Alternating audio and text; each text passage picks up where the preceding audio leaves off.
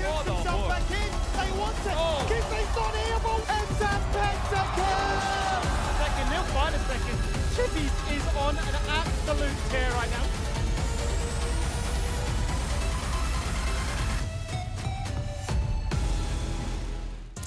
Pentanet up against Chiefs. This is our match of the week, and that says something because it is a super week. We have 3 days of league action, so the fact that this match stands out against all other 6 matches that we will be seeing says something. I mean, Chiefs right now aren't sitting at the top of the ladder because Bliss just took a 2-0. So Chiefs actually second. Never thought I would say that. They're second in the ladder right now, but they can put themselves back into first place. They can get themselves some more points, potentially another 2-0 against Pentanet. That's going to be the tough task though, Max. I mean, Pentanet, whilst they're not placing where they might want to be, it's not that they're looking bad by any means. Just a few mistakes here or there that are slipping through the fingers. Definitely, and I think their showing last week was certainly an improvement. I think they've certainly struggled to find their footing early on. You know, a couple internal issues perhaps behind the scenes that they've spoken to in interviews impacting upon the team.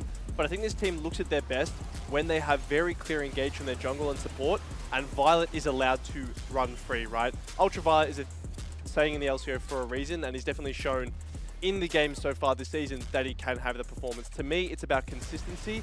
It's about mid lane, you know, finding his role within the team. He looks really good on Ari, Lissandra, these picks where he can get flanks off.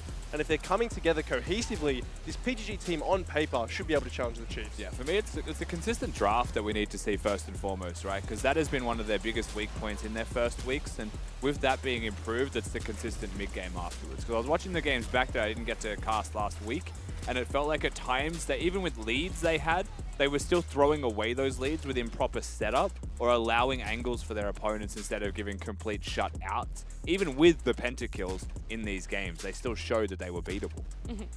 That was the Pentanet Direwolf series, and it showed that those two teams were very equally skilled. They did go 1-1, so now it does beg the question that Pentanet coming up against the Chiefs, a team that has been able to get very dominant 2-0s. They got Kevy coming in for at least game 1. They've been swapping in and out that jungler, Skimmy Babbitt sometimes coming in, so we're not too sure what is happening in the back end, why exactly they're doing it, but either way, they're still able to get 2-0s with that ever-revolving jungler rotation. Exactly right, so it just shows the level of play that they have, that they can completely switch up those playstyle based on which jungler's going to slot in, their input, their playstyle, their coordination with the rest of their team. But ultimately, you're looking at a team that's in such red-hot form in a league of their own when you look at their stats. I mean, it's just not fair trying to compare them against any other team right now. Obviously, you look at some of the standout players. Biopanther still yet to die, which is incredible, given that top laners tend to be so fight heavy and, you know, one of the first to fall on down a lot of these fights. Kisei's had the most kills in a single game at 14, and Raze has been right up there in tip-top form as well, looking to try and contest with the best. So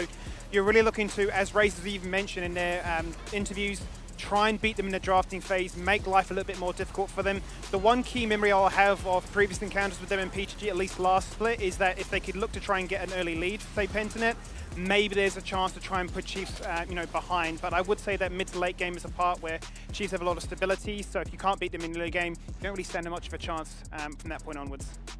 So I just do love the player reactions that we weave into those highlights there. While you're still talking, Skimmy, this was something you wanted to bring up, a few stats about the previous matchups of Pentanet and Chiefs in the LCO history. That's right, yep. So there's a lot of numbers, and it might be a little bit confusing trying to digest what does it mean by, you know, a series or a game. Obviously, a series is, you know, a best of 1, a best of 3, a best of 5. So they've met on 21 different occasions, and Pentanet have only ever won 6 of those. They've only ever won 6 best of 1s. They've never won a best of 3 or a best of 5 up against the Chiefs, which I think is a big point because they've gone up against them in the grand finals. They've had another showing in Split 1 playoffs of last year as well. So it's a clear indication that in a best of 1, there was the ability to try and sneak in some advantages, some ways to get around them.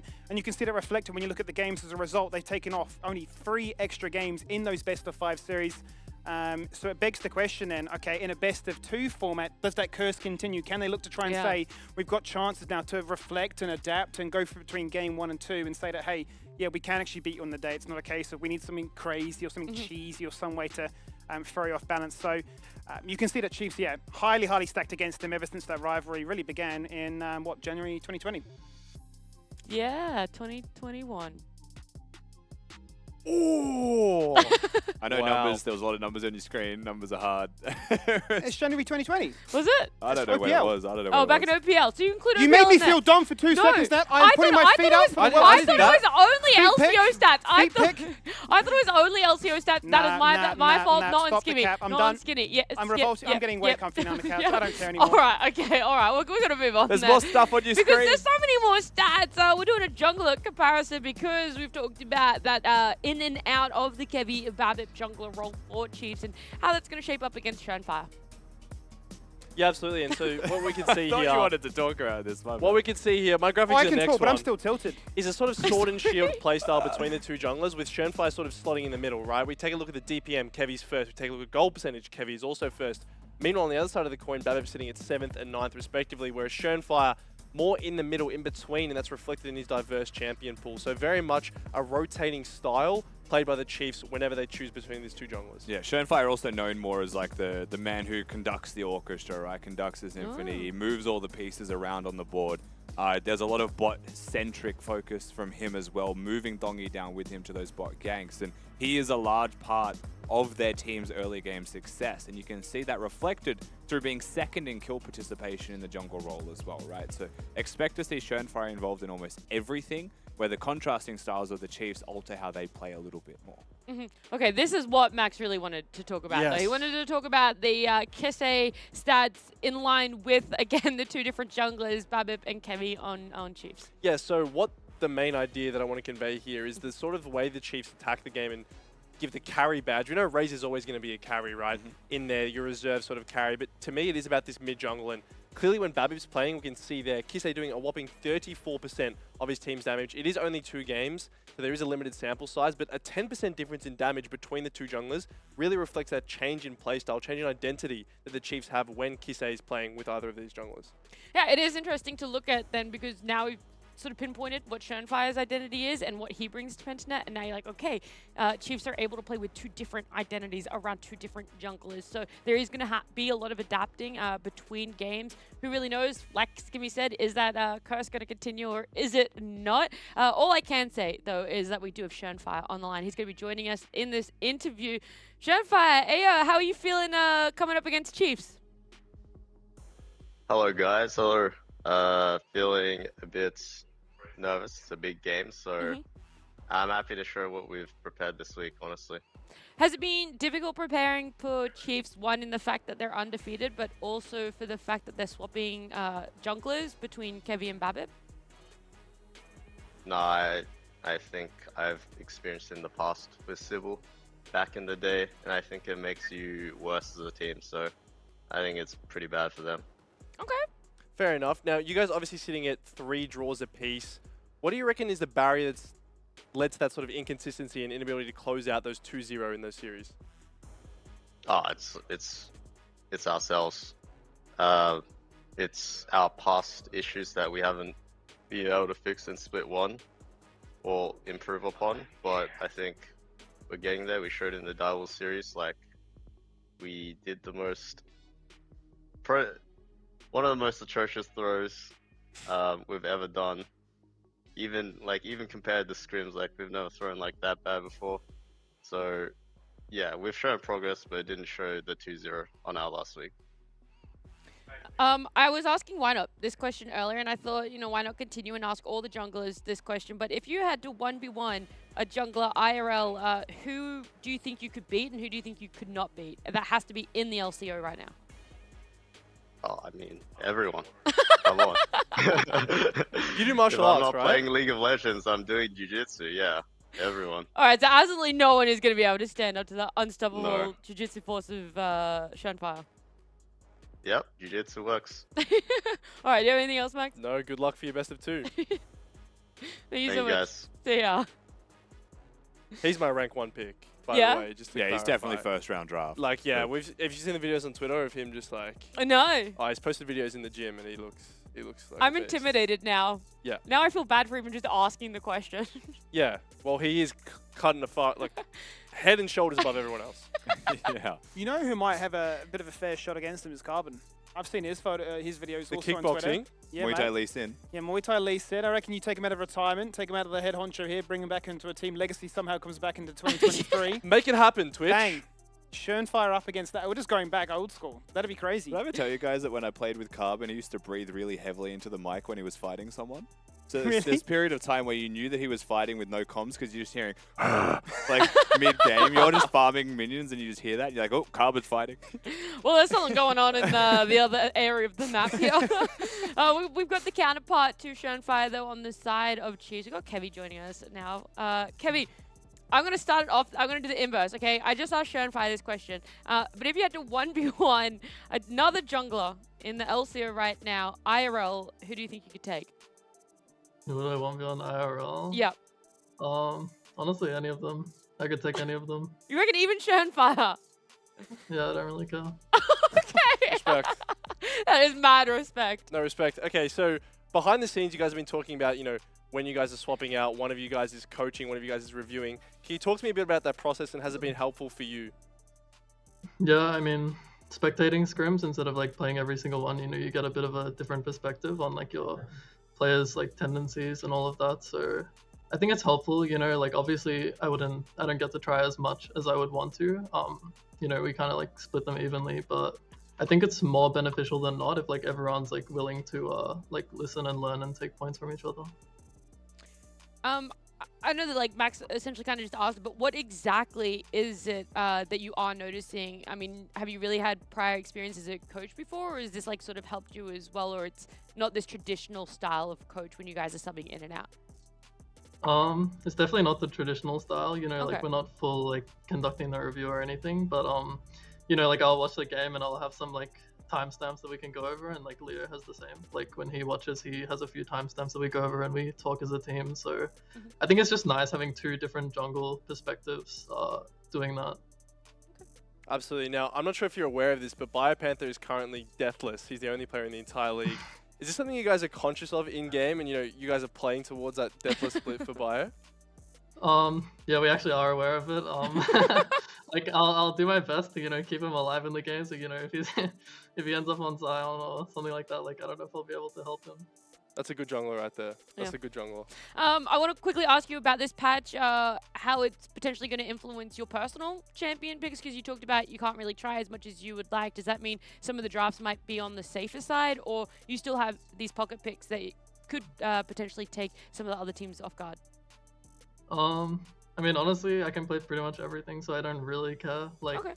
I will play like whatever is good for the team. Like maybe I'm not getting like the most reps I could on certain champs or things like that. But I think the meta is very good for us now. Like not revealing too much, but and obviously having two different junglers, we can play two different like styles, sort of, like depending on who's playing on the day.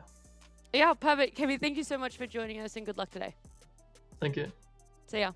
I think it is super interesting to have the discourse on like Kevy saying that it might be valuable to have two junglers versus Schönfire saying it was objectively bad because he's done it before, Yeah. and how like there's such varying opinions on this. Because if you think about traditional sport, they're completely different. Like there's people, you get subbed off all the time. My position in spot, I got 4 people playing and I could be off the whole game. And like it incentivizes you to do well in training so that you do well in the game day, yet that doesn't transfer at 100% to games like League.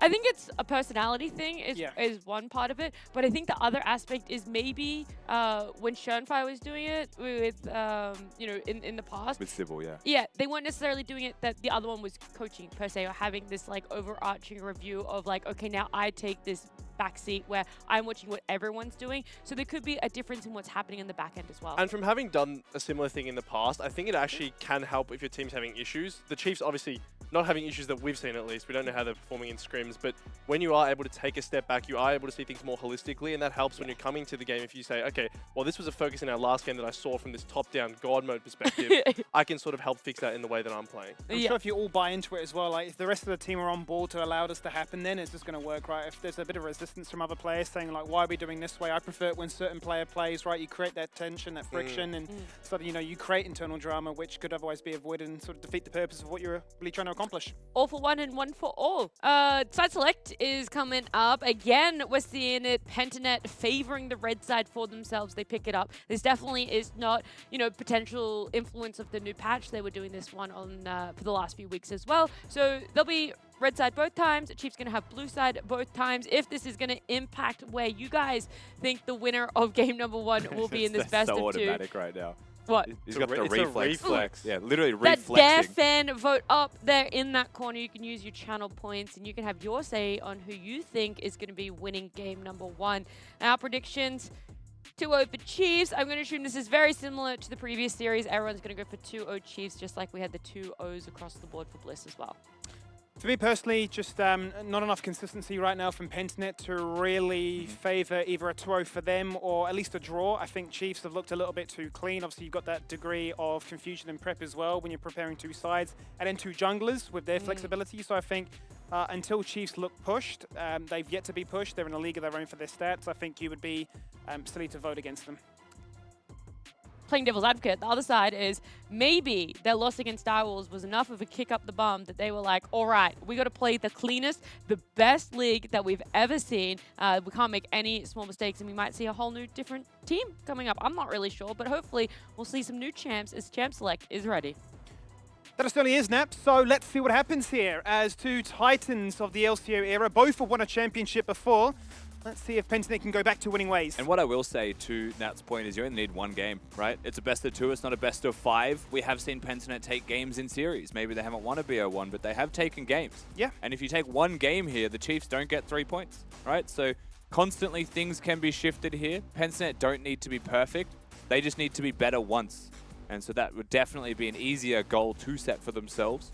Also, as we load into this champion select, Skimmy, while we can constantly talk about the fact that BioPanther is deathless, if ever there was a top laner to challenge him with carries, and red side counterpick, it could be Chippies, it could be Pentanet. It certainly could be, and there's a lot, as much as we talk to him and say, hey, is it, red side preference because you like it? And he'll say, no, and they still do, go that direction. I do obviously really enjoy to see what Chippies can do into somebody like BioPanther. We did see Appy be one of the first players back when Rel was around to actually play this, when he had actually first made the switch from a top laner into the support position. So should be quite comfortable in this champion and should give Violet some aggressive options to pair it with. Yeah, very true. It is certainly something that he is familiar with. It does also enable Pentanet to play a lot of flexible AD carries with it. Doesn't have to be the Kai'Sa, though that is certainly on the cards.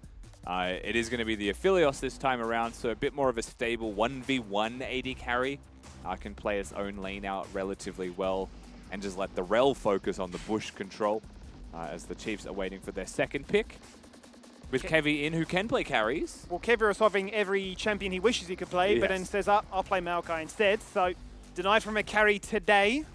And for all the love we've seen on all these other AD carries, we might be returning to the better of old and our most played carries, which has been the Aphelios and Jinx. Currently being hovered. Perhaps there are concerns that it could be taken away, and they feel like it is a necessity, and it's guaranteed. Yeah, just going to have another standard double long-ranged AD bot lane matchup. Rel throws a spanner in and does still open the floor for a couple of 4-5 bans here, though, from the Chiefs. Away from the Chiefs specifically, as they've opted into that Jinx instead. So with that all revealed, Pentanet get the choice now of their third pick. Maokai shows the jungle role. Matching junglers makes the most sense, you would think. Jace can be a mid lane option that you could pick into though early if you would like. Wouldn't be too surprised to see things in this 4-5 bans to just make the bot lane easier for the Rel. And easier for Rel is more dangerous for Raze and Aladoric. So you just have to keep that in mind. But what's interesting here is that they are banning away those tanks from BioPanther. That's the second tank from top gone.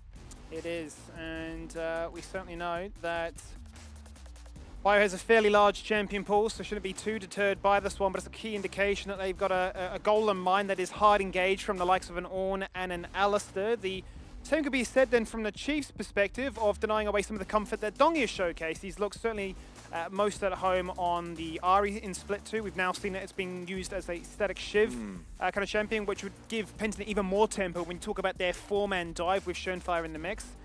Might just quickly add that his Viyoga game in that last series was pretty superb. And now the Azira's been hovered, a champion that we've loved Dongi for quite a while. and it's going to come out to play today. Yeah, so definitely the makings of a front-to-back reset composition here for Pentanet, right? Not to say that Chiefs don't have resets themselves already, but the Azir gets locked in. You assume it is going to be the Jace matchup in mid. And that W Max Azir can be super potent as well through the lane, but also through those team fights. Not a lot has changed in terms of his scaling, just where that scaling is in his kit. Opens the floor to perhaps some different builds. But to be seen, as right now the Gragas being hovered, expecting some kind of tank. The Jace enables magic damage in top lane if you would like anyway. And they just get to pick of preference. I think right now with the Jinx and the Jace, they can play for those carries as the two crux of their team right now. And we spoke about this at length with the addition of Rel to competitive League of Legends. Now, not to say this is guaranteed to be locked in just yet, because Gragas can also go support, but Thresh is the traditional counter to the Rel, because you just flay them away and it is completely over. The trade is completely ended, and Aladoric is a very good Thresh player. He certainly is. I just think back to that time. He was landing the death sentence on the Rakan, looking to try and make a play, denying them mid-flight. Much like a Rel will be caught in that animation as well.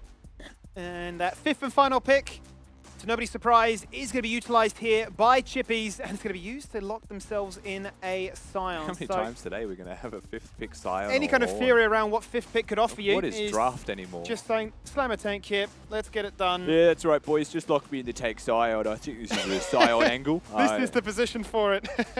Definitely not being held hostage by my coach's draft.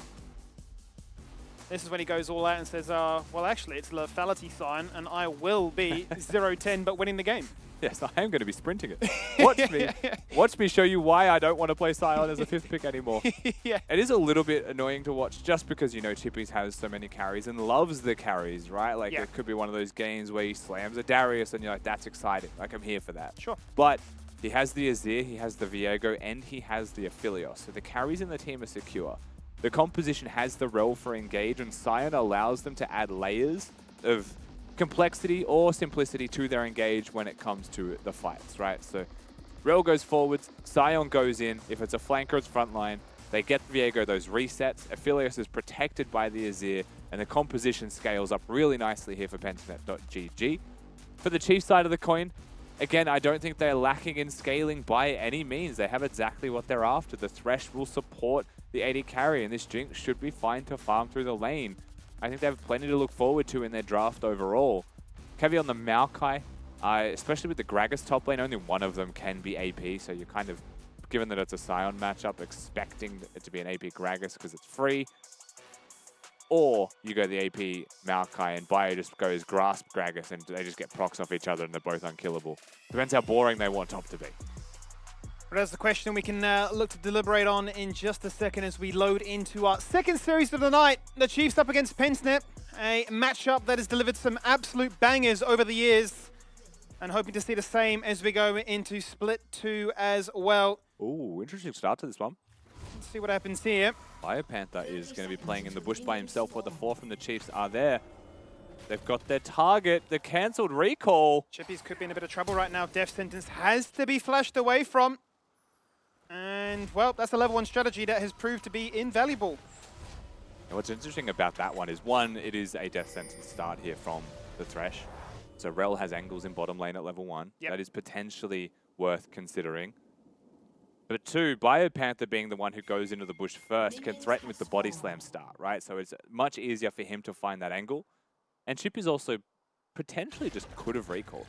Like, there was a world that he got that recall off, but I don't think he wanted to take the risk. Incredibly risk-averse movement from him. Sure. Make sure that he survives and will just be starting in that top lane. So the one thing I want to draw your attention to is the fact that Donghyun is here.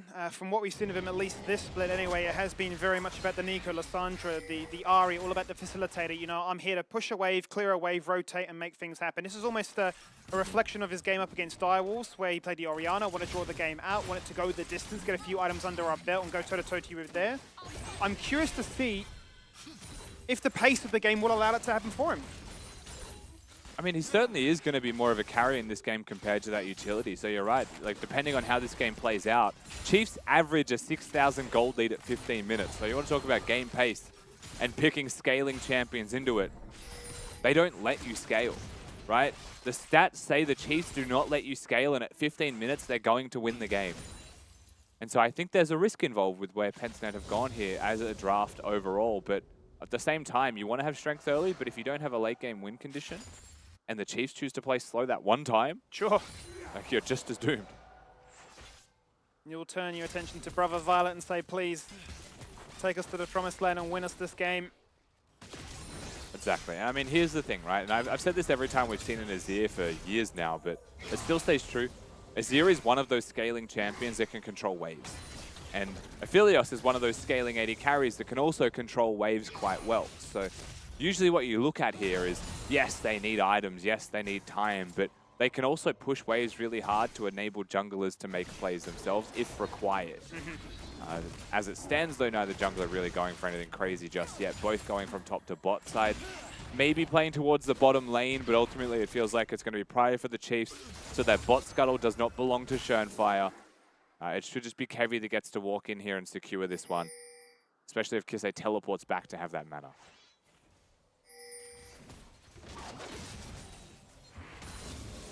Here clearing out multiple layers of vision just to reveal where Schönfire may be. Both going to find themselves with Schönfire having that 1-level lead as it stands right now. Does mean that Chiefs bot lane are the first to rotate in the position they find themselves in. Lantern being looked at but decided against taking resides his attention, and actually the bait with the death sentence Trumpers and the flare as well that forces Happy to go dangerously low with an ignite. Really, both Happy and Kevy really playing with fire there, but evading the first blood. Yeah, they certainly were playing with fire. It does mean the Scuttle Crab goes the way of Schönfire. He also had level 4, so finds that camp advantage and finds himself that slight lead. That was also considering that there was a jungle leash from Kevy. Still going the way of Schönfire as a whole.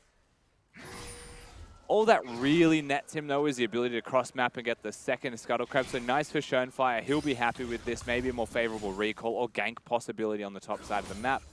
Either way has his own camps to go back towards, but like you mentioned, Skimmy, Kevy was just playing with him, playing with the Lantern, seeing if he had those opportunities. Trying to work around his bottom lane. But the way that it crashed and built had actually started to bounce back by the time that play happened. Double cold start here in the bot lane for our AD carries, so going to be much more focused on trimming these waves, getting themselves that initial power spike than we have seen in some other matchups today. Not to say that the support's going to be passive by any stretch of the imagination. They'll be still squaring up opportunities to try and get their team ahead. It'll be interesting to see how Dongi looks to try and keep Kisei at bay. Last time he played the Eclipse build was very much more focused on the dueling. We saw earlier today the Ghost Blade come out then from Daystar. Much more ready for the snowballing, just one-shots. Daystar loving a good one-shot. But there's the Dare fan vote, with 81% of you believing that Chiefs have this in their bag. It's an overwhelming majority. I'm surprised it's that high, quite honestly. I mean, I think 20% is valid given what we've seen from Pentanet so far. They're a volatile team. I think they're worthy of a 20% chance to win, which is more than most other teams get against the Chiefs in terms of a percentage. Because they could genuinely win the game. But Chiefs are always favorites until proven otherwise, as Alidoric feigning that he wants to hold this wave, keeping it out of sight from Raze, who is still here. Kevy working his way down means it's a cute opportunity to bait, but ultimately that is all it is going to be. Pentanet looking for that reset themselves regardless. And a very slow start to this one, it must be said. Kisei hasn't gone for the tier start, has gone straight to Dirk into the tier. But mid lane just going to be scaling up. Bot lane double cull start as well, both just getting that farm and scaling into this game. No one going for the Drake immediately off spawn, as supports will simply hit each other. You can see that Appy wanted to go back to base for such a long time, but bullied off that one, and now the tempo is actually going to work against Eladoric. This is not the play he was looking to try and make happen. Schönfire is here. Violet is running him down with the chakrams, and for what was a quiet game, a slight lapse of judgment, and Pentanet get first blood. I think truly just mistimes the reset of Violet. Doesn't know that Schönfire is here, obviously, as well, but mistiming that enables the aggressive play from this Rel and uses both of his cooldowns to harass the Rel while she's in the wave. Gets instantly punished by the fact that that crash down is there. Certainly does. Violet takes down his former teammate in years gone by and gets them onto the score sheet to start this game off with a bang. That might mean now that the Dragon becomes that much more of an exciting prospect for teams to contest. It's going to be Kevin that starts things up. And Schoenfire has been pushed away for the meantime, so showing clear signs that Pentiment aren't to be interested. Yeah, Aladoric off rip will move with his team. They'll secure the Drake. Numbers advantage in their favor. The support of Raze was going to be there as well. Quick check-in with top lane because they deserve at least a quick check-in. They are farming. Sion is proxying the wave, and Biopanther has teleported his way back in. That means both top laners no teleport, which also means it's unlikely that either top laner will make their way to elsewhere on the map. But 7 minutes, 40 seconds on the clock. We will direct our attention towards the Rift Herald that's going to be up in 20. And a fresh reset from Kevy here may move him in that direction, which opens the bot lane up for these 2v2 opportunities. And you can see starting to feel themselves just a little bit more here, knowing that they're more isolated. Or if they're not, it's a free Rift Herald. Yeah, and there's always that risk, right? Obviously with the changes to Rel, no longer having the stun, but having the ability to grant movement speed that you can just charge somebody down. They make one wrong step, and with the range that these two AD carries will have at their disposal, an extra level of DPS uptime could certainly be the difference here. Vision spotted by Schoenfire. Vision will be cleared away here. No further wards available from most of the Chiefs. Especially none of them that are going to be in this area. Aladoric is, roughly 25 seconds away from being able to influence this one. And Herald is already at half health. Kevy can put his face in there and will place the one ward they had remaining. Just those TP'd. I'm surprised this is getting reset. Yeah, Pensnet feel like they've got what they need. They don't need to commit too much towards it. They're getting a little bit of free tempo in the bot lane to push in and work towards that first play. We're seeing Kisei TP back to lane seem to be enough for them to say we do not want to engage. Certainly seems to be the case. Aladoric, of course, was still missing off the map, so perhaps they were looking at bottom, taking that plate away and saying this is still good relative money and control of the map. But Raze is still farming. You could see the idea, Yeah. Aladoric then hoping that the minion was going to fall on down to get the hook and thread that needle. Both jungle is 6 this time around. Both still looking for the Herald, and they're just entertaining it. Shenfire on Vision throughout all of this as well is just starting and stopping the Rift Herald. I don't think his team is outright winning as some kind of trade for this at the moment. Especially because he's doing this on Vision, and Kevy and him are wasting an equal amount of time. And I think I would rather my Maokai waste time than my Viego. Sure. But this time they are, I think maybe they are committing to it. But once again, look. They feel threatened to do something now because Raze is single-handedly taking a tower uncontested. The bot lane is looking to try and rotate down back as well, but you can see that Aladoric is playing goalkeeper. The engagement, twisted advance there from Kevy was enough to say that Chiefs are making a play towards this one. And Bio continues to zone them back and say, well, if we get plate spot and the Herald too, we'll have our dinner and our dessert. And they will be able to secure that one. Smite will confirm the Rift Herald, and let's call a spade, an incredible amount of time wasted here from both teams looking at the Herald as a possibility. They did Drake and moved up, and Drake is up in 2 minutes. Yeah. Neither of them farmed. We simply hung out. Meanwhile, Kisei has been quietly achieving in mid. Dongy's been poked out. Bot lane did sneak that plate away, though I feel like they're close to... It's 2 plates, actually, for the Chiefs. But there is that kill there that equalizes for Pentanet. And so when all's said and done, we're pretty even in this game overall. Slight lead for Pentanet. I think most of that is jungle CS. Sure.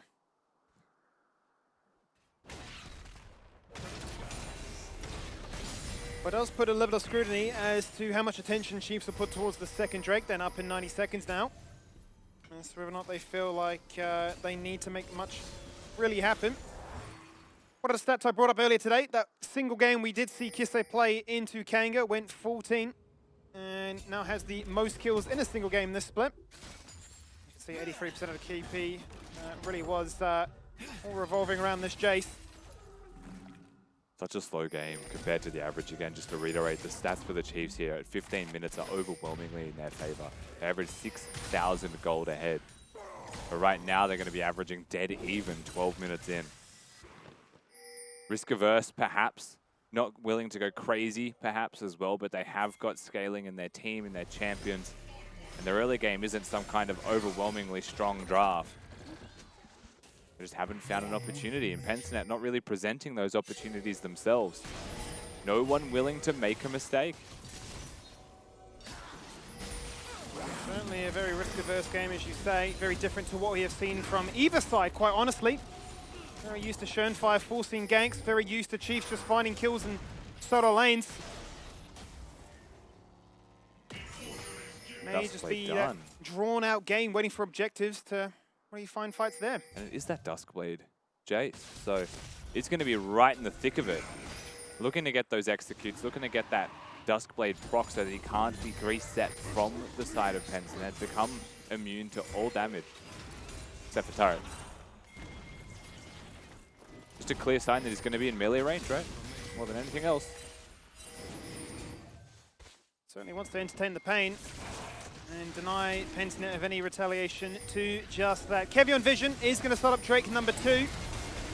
And with 4 members here, they're going to put a fair amount of damage in towards it. Chippies is now TPing from the bottom side of the river. Happy. In they go with a Magnet Storm, locking down 4 members.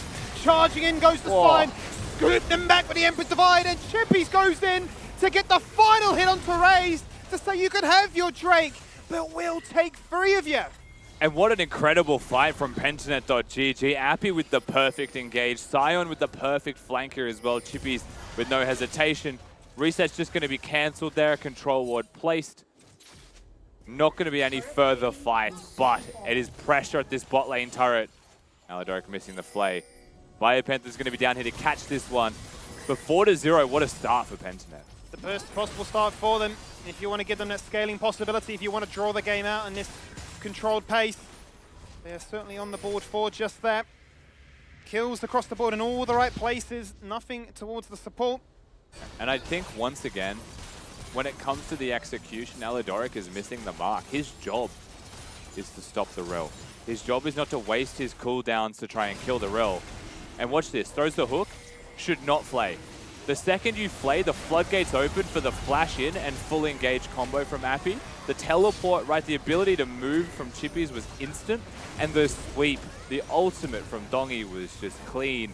And that's one of those situations where the fight was over before you had a fighting chance. Yet it was the hook from the Chiefs that start that one. So that hurts. It does hurt. Not going the way they would have hoped for. But from an objective standpoint, they've found that as their strength instead. They've got those 2 dragons, they got that first herald, and that's resulted in finding the first structure as a result, which does still put Raze firmly at the top of the table, surrounded by a sea of red. We do know how strong a Jinx can be when left uncontested. Aladora going to spot above her right now across the Dragon Pit. In jump Schönfire with the Heartbreaker, looking to do just that. It's Dongy that comes through with a massive double kill. And Yzida wants to scale, is certainly doing just that. 3-0-2 scoreline for Dongy, having an absolute blinder right now in game 1 of this series. We said it at the forefront, but Pensnet are a team that can upset the apple cart. Can they do it for 2 games is a different question, but in game number 1 of this series, they find themselves 6-0 to up in kills. And a 2,000 gold lead for themselves 15 minutes in. They are happy with the way that this one has kicked off. They still have a lot of demons to contend with here, right? Raze is farming well, has got those turret plates and towers to fall, so has an abundance of money. Jace is still doing serious damage, and they don't have the ability to sustain through that harass. But they're getting the fights that they need to find those advantages that they need to get those fights to be successful. And with that 15-minute check-in, when it has all been about Chiefs just having commanding leads, this is the first time we've seen this split. Them actually get tested. And we'll get to see what they look like when they have to play from behind. For the side of PGG, how can they look to then stamp their authority on this one and say it won't be a draw today? We want this series win. We want to defy all the expectations. But connects. Zap comes through, but Appy just going to dash away. I will say as well, Skimmy, Chiefs still averaging 100% on first turrets, dragons, heralds. They've still managed to have all of those. We'll just wait for the Baron and we'll see if they can get that 100% still as well. Yeah, which is insane. They don't have 100% on first Elder because their games have never gone that long. Yep. But that aside, the second herald of the game goes the way of Pentnet.gg. Schönfire cops a super mega death rocket, but that is it.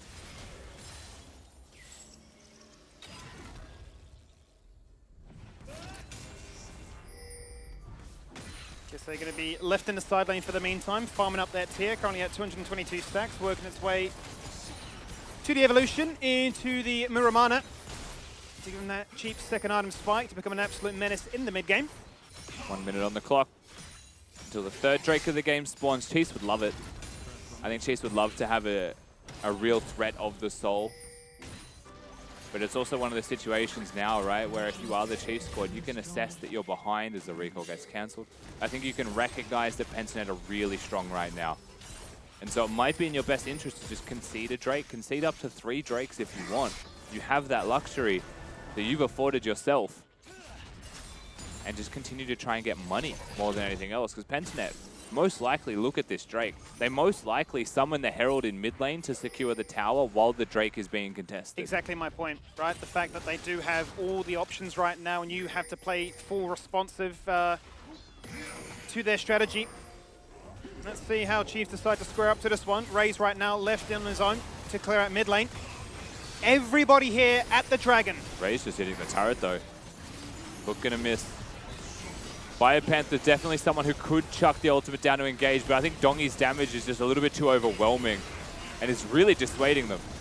He tries to chuck in a death sentence to do just that and find themselves something a little bit more. Appy goes in once again with the flash and the Magnet Storm and locks down as many members as he can. Can they find a kill? They certainly can, as they're going to try and annihilate Kevy. They finally find him on the back end of that fight as Dongi finds his 4th of the kill.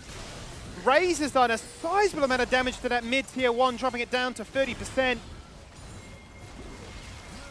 still have a Herald to summon here as well, so Pentanet can afford themselves a reset. Knowing that Kevy cannot be here, and Chiefs soft contest while pressuring mid lane, but I think they just stepped a little bit too far, right? So you watch this back one more time. Dongi has done work, has done damage, the hook just not finding it. And what does Kevy gain by stepping up there to use that Bramble Smash? You know, like that might be the 200 units too far forwards, where Pentanet find the entry to fight. Chippy stops himself short, so while the hook comes through, the traps connect, the reinforcements are still a little bit closer to him, and he will be able to walk away. This Azir is a genuine issue right now, Skimmy, that they are not really able to deal with at present. They don't seem to be equipped to handle it, that is for sure, as Dongi goes in with the Emperor's Divide to try and remove Kisei.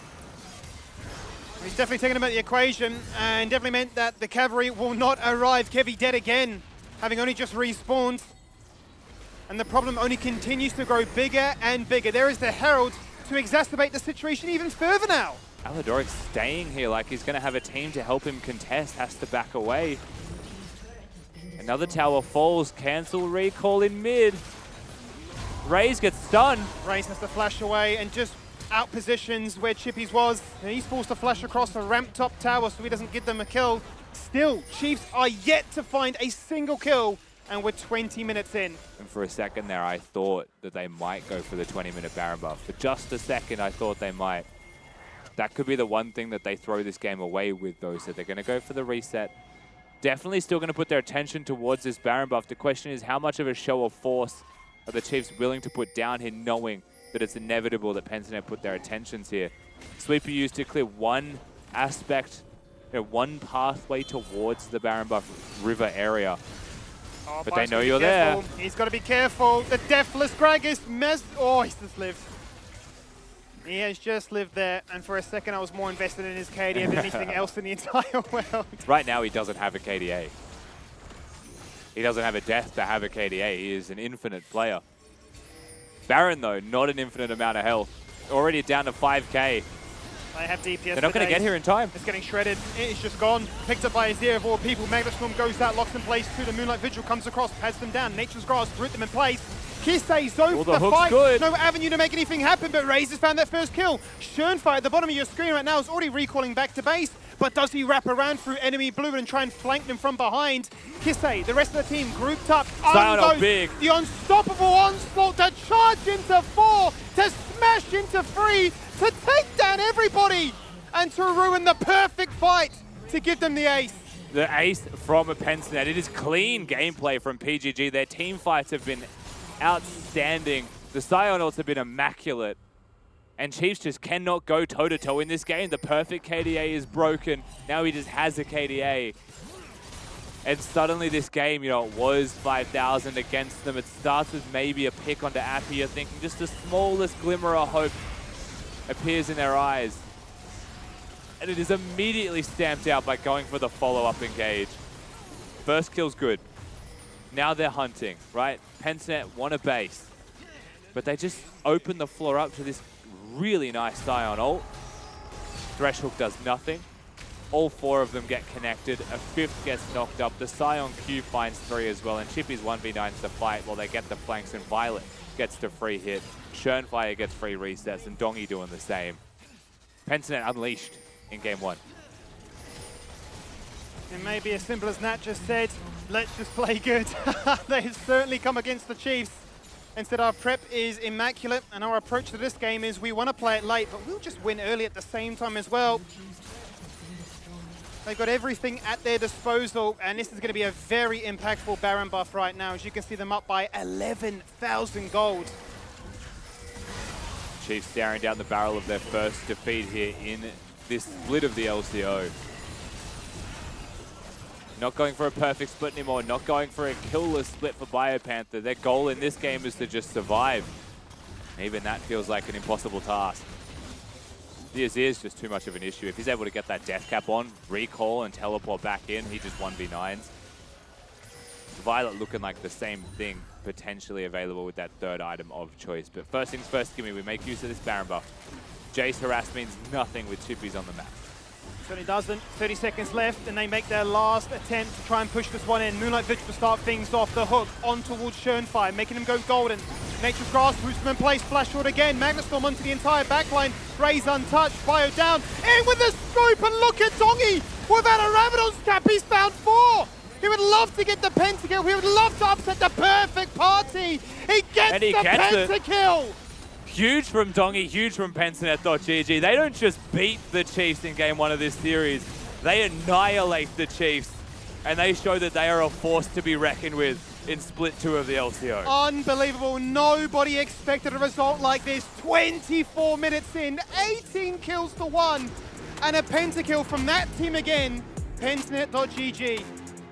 And what a game. You see them out of their chairs already. Chippies is hyped. He's almost taken the backdrop out with him. They want to celebrate, and well-deserved victory for the squad. I mean, we talk about the inconsistencies of Pensnet. The reason we bring it up so often is because when they're good, they're good. We've always said that when they're on, they can be a contender for the title. Said it since split 1 of the LCO, and it's very refreshing to see that potential realized as they made the Chiefs look like easy work. I mean, they put it in 6th gear and they just ran at them. Like, they absolutely obliterated this Chiefs. It feels like, again, I've already said it in some other matchups before, but you take this one game in a vacuum and you don't look at the history of the other 3 weeks that we've seen played out, you would not expect Chiefs to be the top 2 team right now. So the fact that PGG, whilst they're sitting in the middle of the ladder, they found whatever was wrong, whatever went wrong for them in their games last week, they have turned it and flipped it on their head, and they looked fantastic. I loved every rotation, every decision that they made. And that's the thing for me, is this just seemed like a whole different Pensnet in terms of their measuredness, their composure in all these situations, right? We didn't see the Chiefs get a single kill. I mean, they had 1 kill that entire game, but to me, a big thing about the Chiefs has been their ability to get going early, particularly around that mid-jungle. We just saw no opportunities created, right? Whether that comes down to Aldoric being on this thresh and, being a more reactive pick, I don't know. But to me, PGG just deconstructed them, and then come late game, you have this Azir Dongy. It's his signature champ for a reason, probably off getting a pentakill to really stamp his mark on that game. The first mid laner, actually, in LCO to ever get a pentakill. It's always been 80 carries, so it's phenomenal work for them in back-to-back weeks, of all things. I know. We've been absolutely treated this split, but it is very funny to see Dongy back on Azir. I remember when he went by the name of Winterer. And then he was still picking Azir for himself. It wasn't, really in the meta. In the top lane. In the top lane, there were a lot of questions about it, why he was picking it up. This, I think, was the turning point. The fact that they hook in the rel, they aren't able to burst it down, gets the ult, gets the W off. I mean, that is the game changer. From here on out, it was PGG's game to lose. They kept on going. They took every objective. They got that Herald. They were able to get the follow-up Drakes. It was fantastic. Definitely, but to me, the real standout was Chippy's, actually. Chippy's five picking a Scion here. We were looking at drafts, there's obviously that bit of a meme going around of why be saying 5 pick, you could just get a pick Scion. But compositionally, it makes so much sense, right? You need a frontline for this comp, and he played it so well. I mean, so many times his ultimates, you can see here, this was a perfect example, landing onto multiple members to secure the team fight win. But beyond that as well, when you're playing against a Maokai Jace, such good at zone control, you send that big body Sion in there, he doesn't die. Yeah, it's also like what makes Sion tough to execute in fights is that most people now have a Gale Force, right, and they just dodge out. But now you have a Rel in your team that plays the engage for you. And because they're able to play that engage out, suddenly the Sion's getting flanks off. And it was those flanks for me that actually won the game, right? It was the ability to hit these big pentas, these big team fights from Dongy, yes, but the setup was the Rel, the follow-up was Chippies on the Sion, and then suddenly the carries come in to deal that free damage. It almost felt like, while you're seeing the damage done, it almost felt like Azir and Aphelios took 0. You know, just watching those fights, it felt genuinely, never thought they were at risk of dying. Well, normally the front to back is always for, you know, like your Aphelios, your ADC, that they want to sit in the back and everyone else wants to be on the front. But the fact that they have 2 different ways to essentially engage, it was great. Fantastic drafting from PGG. Other side of Chiefs, now we know what happens when they do get behind. I'm not saying they can't ever play from behind, but that has now answered our question of, okay, when they aren't sitting in that 6k gold lead by 15 minutes, what are we going to see from them? And unfortunately, it didn't go in their favor. They then weren't able to get any engages for themselves, and they weren't able to play out their team comp that they wanted to match. And that's what you do wonder if it is that unfamiliarity, right? To me, it seemed like they were almost as taken aback as us at some points in that game. We're like, hold on, it's 12-1, but we're not the 12, right? We are down at this point. And I think Aladoric not being on an engaged champion, the Thresh isn't that champion where you can just pull the trigger and go, right? Kevi as well, coming into the Maokai, hasn't played it so far this split. It's a change of style. So to me, I wonder whether that was something they were unfamiliar with. Those players in those roles weren't, you know, ready to pull that trigger, because it really feels like the Chiefs were just swept off their feet here. Yeah, maybe it is that not getting enough reps in scrims kind of coming back to bite them in the bum skim. Yeah, look, I mean, you'd expect that to be like a Babip jungle position if they're going to go for the Malco or any kind of tank like that.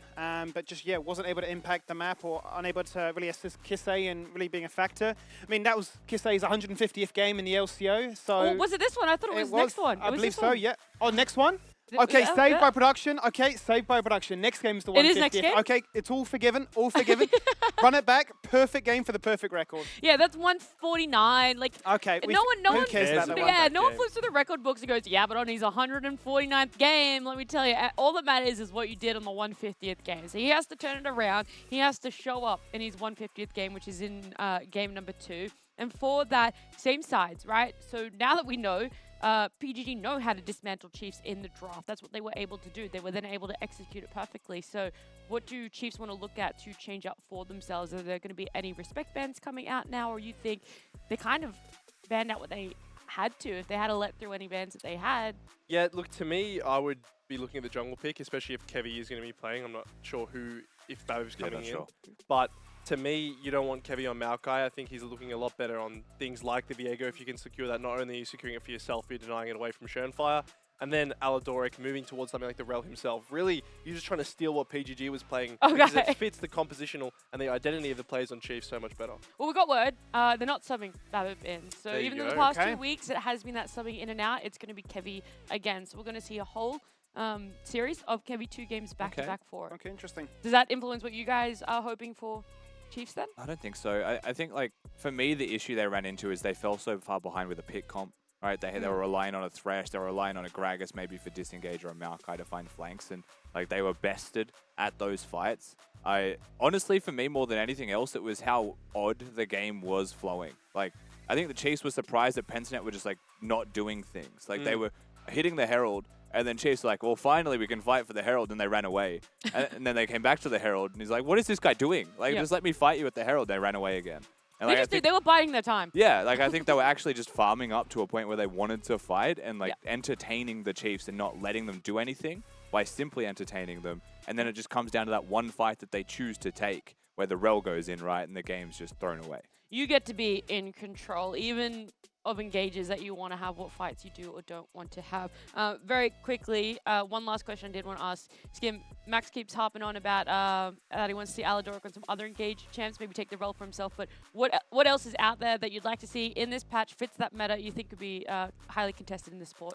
I want him to run it back with Rakan personally. I think Oh. he is the greatest Rakan in Oath. So I'd love for him to have some form of disengage. If if Penta's going to bring a lot of aggression towards you, just a really good quickness, a great charm is going to be there to diffuse a lot of that power. So I know we are veering a lot more towards engages, and I guess Rakan is on the hybrid of Enchanter and Engage, but I would love to see them, utilize the Kazaya Rakan. If there's going to be a lot of attention towards them, I know that Chiefs banned Kazaya themselves in their first 3. Maybe that's something they could look to try and switch up in game 2. Okay, that one definitely could be left open on the table. We could see that combo of Zaya and Rakan. But let's talk about our fans. Let's have a look at some from the fans, because our question was, what have been your favorite international moments of OS? We have one from Whiskey here, Chaz Solo Bolo on RNG crying. Was it the Kiana game? It was one Was of that the a different one? assassins. Might have been Zed. Zed? It was definitely an He assassin. an played assassin. some weird Yeah, stuff. that At event MSI. is a blur. Also, remember, for us watching this, it was like an ungodly time of night. So, like, That was the Ice, solo no? exists, the details don't. The whole Yeah. essence of it, the hype about it, yes. What actually played out, unsure. Hey, Let's see some 4 more. a.m. You're shouting, getting told to shut up. It's great. We're walking down like memory Yeah. lane here. Probably flashing over a wall to invade Yeah, that's 2021 right. MSI. He flashed the Drake wall, wasn't it, to the red buff or something? He flashed a red button. Yeah, something Yeah. like that. That was To, psycho to behavior. avoid vision. Yeah. And then he got seen anyway. Yeah. So. Straight up Rumble in the spotted. jungle. Good times. Yeah, not the quickest kind of rumble, though. Another one is Puffy's green hair buff. Chaz going wild against Cloud9. All right, so I think we've got a trend going on here for our favorite Pabu? international OS moment. This is when we were the most famous. I think it was like the most unbelievable run in terms of social media presence, in terms for of characters sure. and personalities, and just their performance as a whole. I think you garnered a lot of international attention Yeah. as a result of this, so I'm not surprised I was that a gonna lot of say- people look at this. Mine, before we even saw some of the fans, I said it, like before we even came on broadcast, mine was like the Udiso spinning around in the The chair. chair, Yeah, yeah. But like to add on to that, it was the fact that like Peter Do walked over and he just like looks at Udiso and he's like, just shakes his head and walks Can't help away. this man. It's like this whole essence of what he was doing and the disappointment of another Australian. I'm like, what Do the we have hell? any old answers, like old school answers, Well, we like can keep going through. Maybe there are some pre-LCO? pre-LCO answers. Okay, well this one isn't. The exact Has to be same. Making The exact same. Making grooves of 2021 MSI. That was a great moment. Is this How about subliminal Drew's- messaging? How about Jews outsmiting Levi at Yeah. Rift Rivals? Rift Rivals 2018? There's How an could old I one. forget? Jubes told me every day I worked with him. He in told 2021. everyone every day. Yeah. He's I like, was hi, my wondering. name's Jubes, and I You know, outsmarted. my favorite moment Smarted. is Ejim in 2014, I think, at Wildcard Invitationals. He hits like a massive headbutt pulverize on Alistar. I was like, that's my hero. And then he came to work for us. So Wow. he was still my And you're hero. like, I'm a fan. yeah. Pleasure to Thank meet you. Thank you. Just happy to be here. All right, maybe if we keep seeing some more. I promise there has to be one non-LCO international OS moment. Here you go. Here's one. Destiny tweeted it. If you can read that now, I'll Yep. give you $500. Absolutely. You know what? That's $500 to safe in your bank account, bro. Oh, Raze was being really. he was BMing the other team. Yeah, he was. The reason I remember this is because the backlash on this that Raze got from Oh, an like, is it- entire region was like extreme. Wait, from OS? No. This Oh. is. Oh, who is CBLOL. BMing? Brazil? So this is. Yeah, this was the CBLOL. They essentially like memed him relentlessly after this. Like I've never still seen a meme him. man cop it so hard for making What's a the call. Barney thing saying? Anyone know? I see XD. Can I we think call you up can- Destiny? We're getting a live I translation think you can do the math. as we speak. We might not be able to say. We might not be able to say it on broadcast, but we will find out soon enough. I was going to say, we should just call up Destiny and be like, hey. I've heard it translate to "you what, mate." In Brazilian. In- You what, mate? XD. The Portuguese, you what? I love With so the funny. Barney. Like, you what, mate? You what, mate? Barney telling you what, mate? We'll have to get Raze for the interview so he can explain that after game if they win. Ask him if he still has any nightmares over any Destiny's of those gone into the memes. vaults. The Yeah, he really vaults did. of yesteryear and said, oh, banger. Yep. Destiny might have been his support for that. That could have been. Maybe I Wayne knows. think he was the chief Yeah. back then. Yeah, could have been. Yeah. We got one more. I do Yeah, know that probably we have was, time yeah. to see 2015? one more favorite international OS moment. This one's from Dave Harris, the man himself. He said OS's first MSI in Sao Paulo in 2017, knocking out the locals at Red Canids with Direwolves and worrying the crowd would riot. Amazing atmosphere in Brazil. That is a banger. That is a very Yeah? good event. Yeah, we had a period of time where Oceania was just like Brazil's kryptonite. at international events. Of course, we had our own kryptonite absolutely everywhere in the tournament, but we, for All the some other reason, regions? yeah, No. everyone else, but we could, for some reason, always beat Brazil. So that was like our one thing, and then that was a particularly sweet one. Yep. It happens every year as well now. Every single time there's an international and there's a way that we end up against Brazil, it gets personal, doesn't it? Yeah, Twitter super just possible now, mate. explodes into life. Can't wait to verse Brazil. But it's not Clearly. That would have been Very scary though. I exciting. know. Can't wait to versus Southeast Asia, mate. I know how the South American fans are. They love, they're like big nationalists, right? They Yeah. love their teams, anyone representing their country. Yeah. So I probably would have been just as scared if I was in their position, but loved hearing from you guys. Thank you to everyone that did submit. There's still a chance using hashtag LCO, but you can also get amongst the community in a different way. You can come and play some League of Legends with us. Everyone on the couch here not wearing a plain white t-shirt will be I'm not playing. Okay. Max will be the only one playing and we won't be there. And we won't actually be Yeah. there. No, myself, Skimmy, Rusty will definitely be joining in. We've got some community games night on June 30th, so this Friday night. You can type !Discord in chat if you want some more info, or if you just want to jump right in and sign up. We will be seeing you guys there, but we're not going anywhere just yet because we still have a second game in this best of 2. We've only seen game 1, but it is going to be game 2 with PGG and Chiefs. With 4 members here, they're going to put a fair amount of damage in towards it. Chippies is now TPing from the bottom side of the river. Happy. In they go with a Magnet Storm, locking down 4 members. Charging in goes the Slime. Scoop them back with the Emperor's Divide, and Chippies goes in to get the final hit onto Raze, just so you can have your trade. Baby, I'm on it, all you gotta do is be patient. Trust that I'ma win, never lose again. Been losing friends, you think I'm tripping off of what don't make my ends meet? Man, please, I do all of it like it's easy, but I gotta do it so they all believe me. Look, I could break you off and still be steezy. Often I've been leading, cost of being greedy is something that is lost within being needy. Bet I go, bet I go, bet I go, bet I go down as one of the ghosts, the greatest of all time. Look, bet I go, bet I go, bet I go, bet I go down as one of the ghosts, the greatest of all time. Go, go, go, go, crazy. Bet I go down as one of the ghosts, the greatest of all time. Go, go, go, go, crazy. Bet I go down as one of the ghosts, the greatest of all time. Don't nobody wanna step to me. I'm a legend in the making. Y'all not even in my league. The greatest of all time.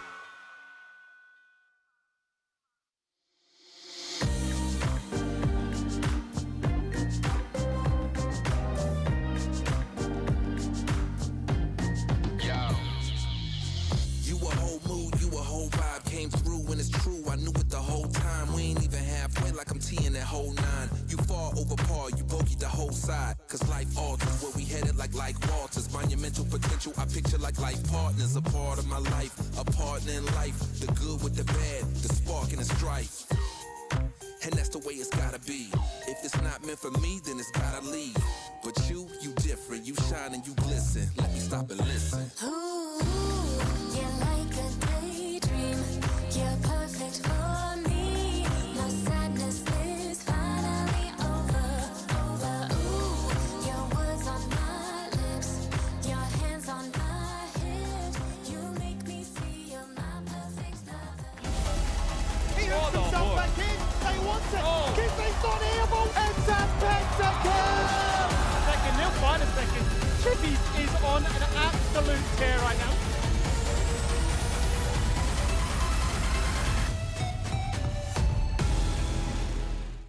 Game 2, it's coming at us very soon. Pentanet, in an upset, took that game off of Chiefs and got themselves a pentakill on Dongy in the mid lane there. Obviously, it wasn't in the mid lane, but he was in the mid lane. So it was a fantastic game 1. We'll see, sides are going to be the same, so we'll see if they're going to be able to do it back to back. If you guys have faith in them, then you can put your channel points where your mouth is in the Dare fan vote up there in the left-hand side. Show 'em, Max. Aw, that's the cutest way you've ever I shown actually them. can't do that. Like, There you go. know when you try to do something in a mirror and it just doesn't make Oh sense yeah, in you your got to do brain? like everything opposite. Yeah, that was real tripping. In that top corner, you guys can use those channel points and predict who is going to be taking game 1. We're all already wrong. They were wrong. We They were were wrong. wrong. Everyone We're was all wrong. wrong. Except the You're wrong 19% and you're wrong of and you're people. wrong. Except the 19%, which They Rusty would've said had there's a chance, They and there could was still a be chance. wrong, though. Could be. They could say 2-0.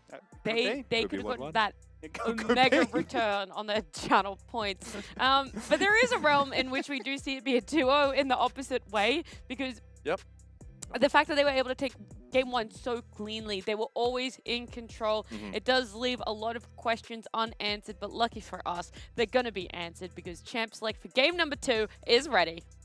It is, then we are ready to find out the conclusion to this series. A chance for Chiefs to showcase, okay, you smashed us in game 1, but we can bring it back here in game 2. They're not going to bring in Babbitt. Kevy's here for the entire series. And as for Pensnet, I wonder if the strategy is going to remain the same, because it felt so different to the usual strategy of let's just dive bot, win game. It was that comprehensive. We've got the Aphelios, we have Violet, but we've got a mid lane with power too. And I'm wondering if the first thing that we see adapted here is the Xayah pick, given that it's not going to be banned in place of the Rel. But instead it is just going to be the Aphelios. So it's still going to be a switch up here for the Chiefs. It's clear they've gone back between the games and decided how they wanted to change this to favor them a little bit more. They want to take away some comfort from Violet, perhaps leave open the Xayah Rakan, perhaps even take away the Rakan, or have some kind of counter ready, right? And we know that Aladoric is the kind of guy that will let you have Xayah Rakan pick Leona, or he'll just pick Xayah Rakan himself and show you how to win it. Sure. You know, so he's comfortable with this champion existing in the game, with existing in the draft. So I'm very curious with where Pensnet go. You could put a priority jungler here, or you just slam the Lovers duo. And you know that Appy plays it, right? So this is why I mentioned before as to why I'd love to see Aladoric play it in particular. Maybe see them have the Pensnet opener that is in place right now. But it does leave Milio up and available. Yes, it does. Only seen it played by Jake so far. This would be quite exciting if Aladoric were to entertain the idea. But you would say, much to your point, slam the engage and look to fight power with power. So bit of a toss-up here. But Leona is right up there as well. That's the first thing we say when you think of Aladoric, right? You give Rakan, you pick Leona, you have the favorable matchup. Also, that Syndra hover is quite a dangerous option in a good way for the Chiefs. The question is, you know, Pensnet have that third pick into ban, so what is it the Chiefs want to prioritize as a blind-picked champion here, right? You could go a carry champion for the jungler like the Viego, leave open any kind of response, really, from Pensnet. I think Schernfire is the type of play that is flexible enough that, you know, even here in the draft, he could go for like a mid laner and disregard the jungle role. Yeah. If that's what they wanted to prioritize, you know, speaking of that Syndra or something like that, even potentially for themselves. LeBlanc, Nico, the only 2 mid lane bans. So in terms of champions, you know, this was my other thought. You could just slam the Zac. Now you've got your jungle matchup. Or you go the Orianna, right, and leave them guessing. So they're going to go for the Zac path. We know where they could go from here, and this kind of invites those bans. Yes, and the Zac was fairly impressive in its result. It's only been played once by Bio in the top lane and once in the jungle by Schernfire. So looking to try and do another one to the only 2 players of that champion so far. So exciting to see how that one can work, and obviously can really definitely punish a mobile carry like the Aphelios. Skimmy, you know what's interesting here is if this was like Mammoth that Pensnet were playing against, you're probably seeing a Poppy ban there. And I can't help but look at Pensnet's comp and say Poppy just has the most immense value for Bio. Sure. But they're going to ban the Ornn. I wonder where they go with their second ban here also. Because it seems like, yeah, they are going to put all of their attention towards Bio Panther's champ pool. Ornn and Nah is not a clear-cut indicator of any specific champion being picked. Just blanket teamfight bans is what I'm seeing really from that. Yeah, just targeted bans as well from the Chiefs, right? Just getting rid of Azir from Dongy, getting rid of Olaf from Chippies. No real intent other than getting rid of their comfort picks. And okay, we're just going to slam the Renekton. Okay. Blind Renekton. A cheeky Renekton comes out to play. They want to win early, is what I'm getting from this. We don't see Renekton too often these days, but when it does come, it tends to either be feast or famine.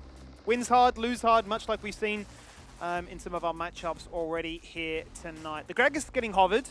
Whether or not Bio just wants to run it back and make it 2 from 2, or if he feels that there's a better option to try and beat this matchup.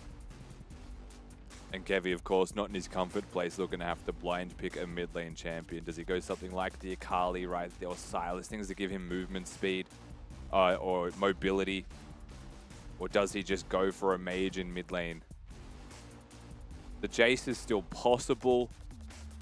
Yeah, he's going to look towards mobility. I think this is, look, the same thing as what I was saying. It's going to be locked in. Avoiding the Zac is the ultimate goal with this champion of choice, right? You've got some carries that you could potentially kill. We'll see where Dongy goes. certainly locking in a TF invites the Akali to have a free trip down Summoner's Rift everywhere. Wow. This will be interesting. We've had such a shake-up in this series alone. It's been such a long time since we've had the meta of Twisted Fate, Rise, Galio, and the like. I just thought it was going to be an Orianna, right? Globals have been gone Like, for look at so this long. comp with an Orianna. Of For course. team fighting reasons alone. But they're going to go for the Twisted Fate, which to me, as I'm sure we're all aware of, Twisted Fate is known more for utility Yeah. than anything else. But like maybe Static Shiv TF is a reason that suddenly it's more of a carry. Well, surely you need some way to control this Akali, which you're expecting is probably going to Shiv to rotate, to ignore the Zac even further, to roam, and then absolutely be a menace. So the TF surely has to have some kind of merit, because it's just not a champ you're seeing at the moment. And to get a pentakill on Azir and then be told, play utility again, it was a bit baffling. Yeah, I still think that TF can work. I'm yet to see, you know, in person what that winning combination is. And like maybe it is something as simple as saying Static Shiv now makes TF just a really good champion. Static Shiv, rapid fire cannon, your DPS is really high from auto attacks alone. Sure. And if this is a game where you think you can auto attack, then it's perfectly fine. Also gives that move speed, right? That utility to get around the map. But we've also often seen Sylas or Akali into the TF because you can follow them around the map if you're vigilant. So with that in mind, there is still a high variance in this mid lane through that 1v1 matchup. I think that the Chiefs should be pretty happy with their draft as a whole. They've got good damage mix.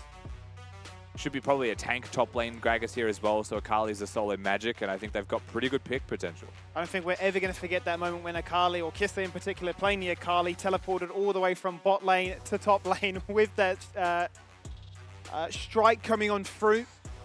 He just traveled like you would not believe it. Let's see what happens as we load ourselves into the Rift and Aladoric's face. into the face of Aladoric as they contemplate what's going on. Cheeky pulls to start this game.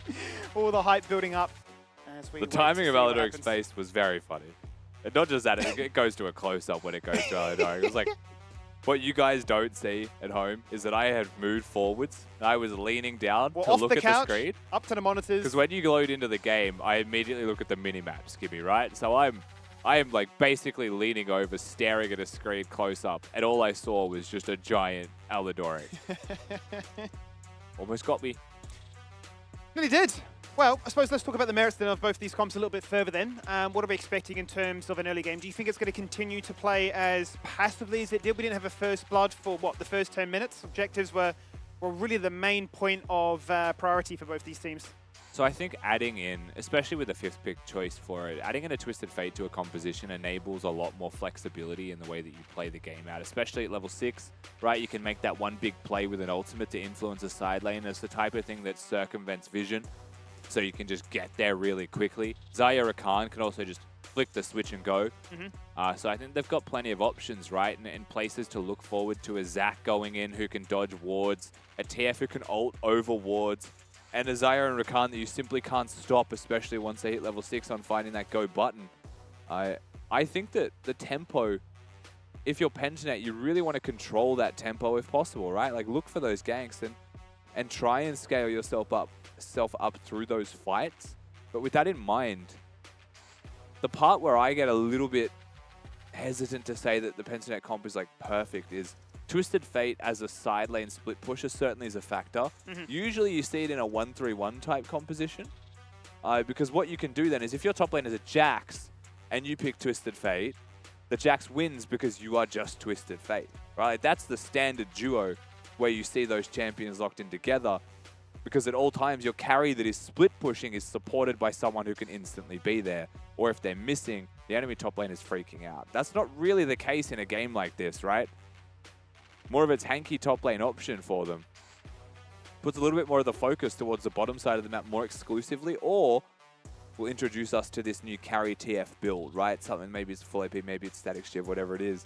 Like maybe a bit more of the emphasis on split pushing and carrying goes to specifically Dongy, not that top lane pick.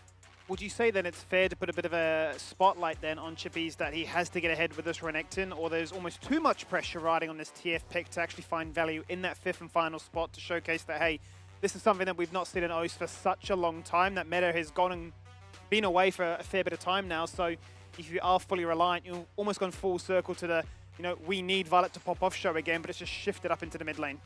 Yeah, so the thing with this Renekton, right, can be a Blade of the Ruin King build. You're not going to see the Prowler's Claw anymore, but can try and go for more of a split push duelist build.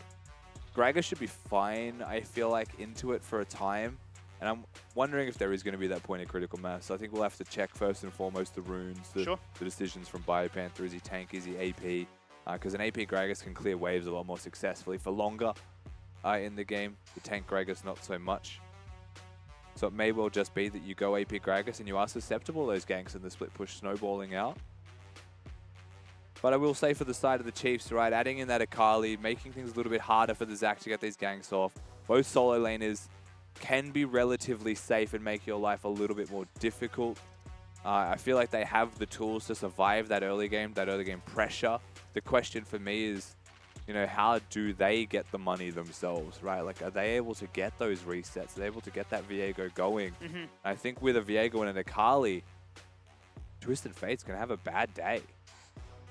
I think it's going to be very hard from Definer's moment to strike, especially when you've got two champions that can just, you know, jump into their shrouds respectively and dodge visibility until the ultimate is up and available and you can claim your own destiny. But I suppose to the point that Max mentioned going from game one into this one is that he wanted those adaptations to be made. Aladoric to play something like Darrell. Obviously, the Leona functions very similar, be it hard engage as opposed to protect and peel, be it a fresh.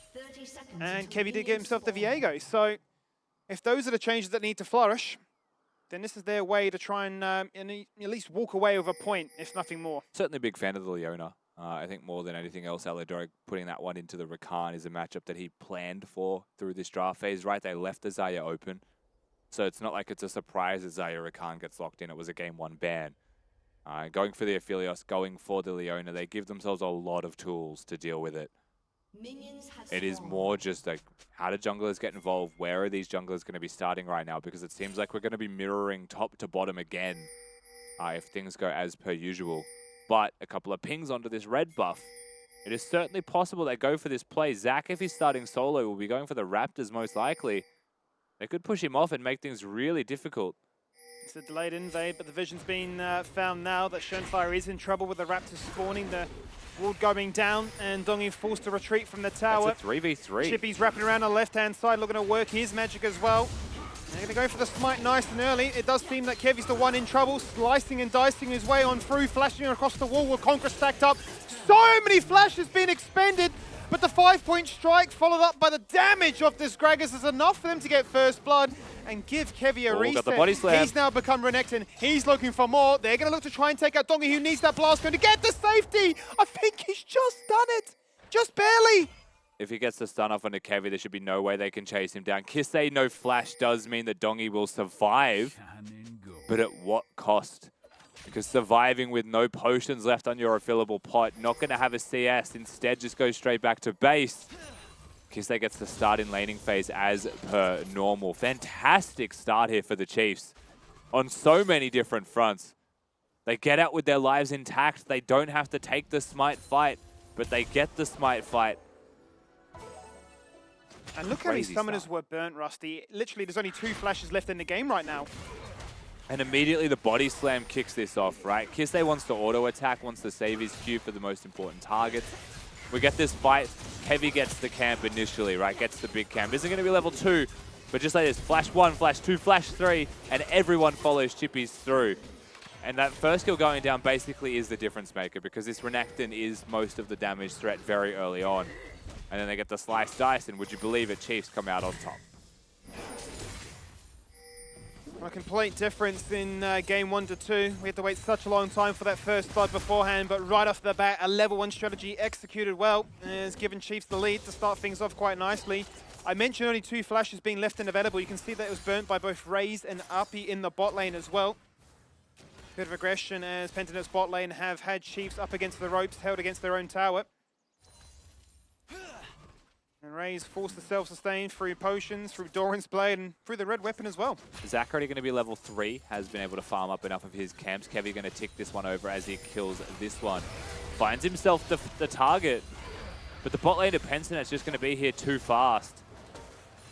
Realistically, nothing happens from that one for Appy, but does dissuade Kevy, maybe just threatening the camp. Either way, pressure continues for Pentanet. Ball in their court. They're starting to get control of these waves immediately after that level 1 play. That they certainly do.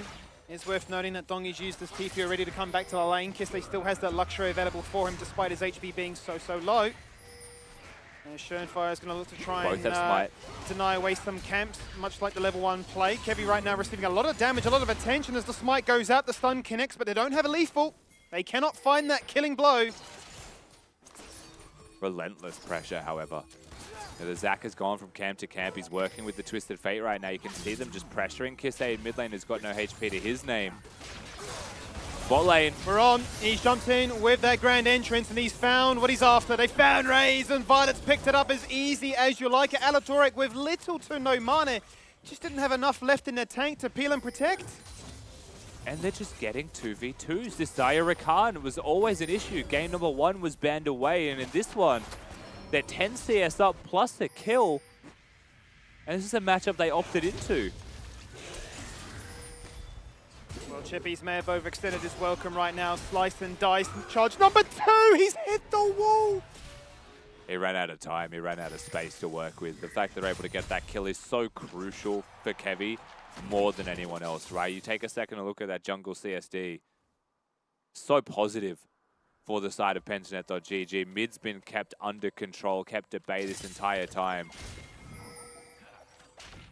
And finally, they find themselves that opportunity to get something back as we, of course, look at Kisei and celebrate 150 games in the LCO. And we do a monumental achievement, only outdone by his teammate in the top lane, in BioPanther, who has the most in the LCO. Obviously been around for such a long time in O's history. But it's great to see such a new player like Kisei showcase that he has just played so many games already. I'll be hoping this is the one to celebrate for. They can bring this series back to a 1-1. Looking towards the next break points in this game, right? We spoke about level 6 as being a pretty important factor, but this bot lane just fighting constantly. You know, Pentanet flirting with danger, finding their angles where they can. But it's Chiefs that have the push, it's Chiefs that have the move with that blue weapon, and it is the Chiefs that will kick off the Drake. Showing clear intent to finish this one as well. Because they spotted by a ward on his way down here. Schoenfire, of course, they know where he is going to be now. And they will secure the first objective, uncontested. And Kevy managing to stay in this game by tooth and nail is still quite behind. For all the good work that that level 1 play afforded them, it's not really grown into much more. You can see there, checking in with the current levels, lagging behind their support in Alatorek. It's a dire straight for them. Not where you want a carry to be. Compare it to the last game, Skibby, where the Viego was freely farming. Schoenfire gets the freest game of his life this time around. The pressure that Kevy has been under, right? No leash. Level 1 was chaotic. It throws the game into disarray. You don't have much priority through your mid laner. You get a little bit more as the levels go on and as time passes, but currently not much.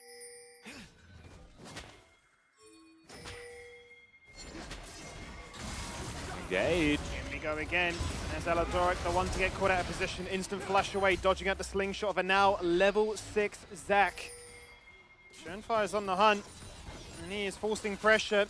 And guaranteed that those summoners will have to be burned at every given opportunity. And I feel like every single time we check in with the bot lane, it is just Chiefs stuck underneath their tower with relentless pressure, which they just cannot push back.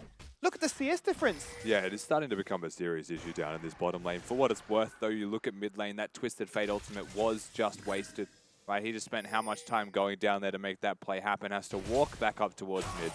His teleport was wasted super early in the game, so didn't get many good resets off. And that does put Kisei in a pretty comfortable position overall. Still pretty hard to play it out, right? One thing we haven't mentioned that I think we should highlight is Twisted Fate into Akali. Makes Akali impossible to team fight as when things like the Renekton and the Zac can exist, because TF just saves ult. Sure. Right, and reveals you mid-skirmish. So you can't just assassinate for free, as the Rift Herald does go over to the way of Pentanet. Just wanted to highlight that one before we get to fights, right? Because you think Kisei's fed on this Akali, doesn't go for a tank build, suddenly tries to find this angle onto a carry, and immediately Twisted Fate just presses ult, and he's the one in trouble. Currently isn't building towards that static shiv, but Dongi certainly is, which may be, to your point, you mentioned the theory behind all the other champions that are now available. New item, just that strong, it just opens up the floodgates for new ideas to come to life. Waiting for the day we get a Corki, personally. Far too many champions that are available that can lock that one in. But there is that disparity of power, which nets us ultimately a very similar gold lead for the meantime. Obviously, it's going to balloon that much further in Pentinet's favor once this Herald is utilized, but there is that difference between, you know, your junglers, your mid laners, as well as your bot lane. Yeah, and I mean, look, for what it's worth, we highlight like a 20-odd CS difference in mid. Keep in mind that Dongi on this Twisted Fate, I think, has loaded dice, stacked Dexy Lighter ability, but he just has all the cards rigged in his favor. Bonus gold per last hit, so is still, while 20 CS down, not 20 CS worth of gold down. We'll still be able to get to his spikes in relatively short order as the Leona engage just barely misses. And on two fronts, they're looking for fights. Yeah, look at that. Kiste trying to rotate from top, or rather from the mid lane down into this bot lane where the fight breaks out. Unable to be found. Solarflare goes out, but the fight is non-committal.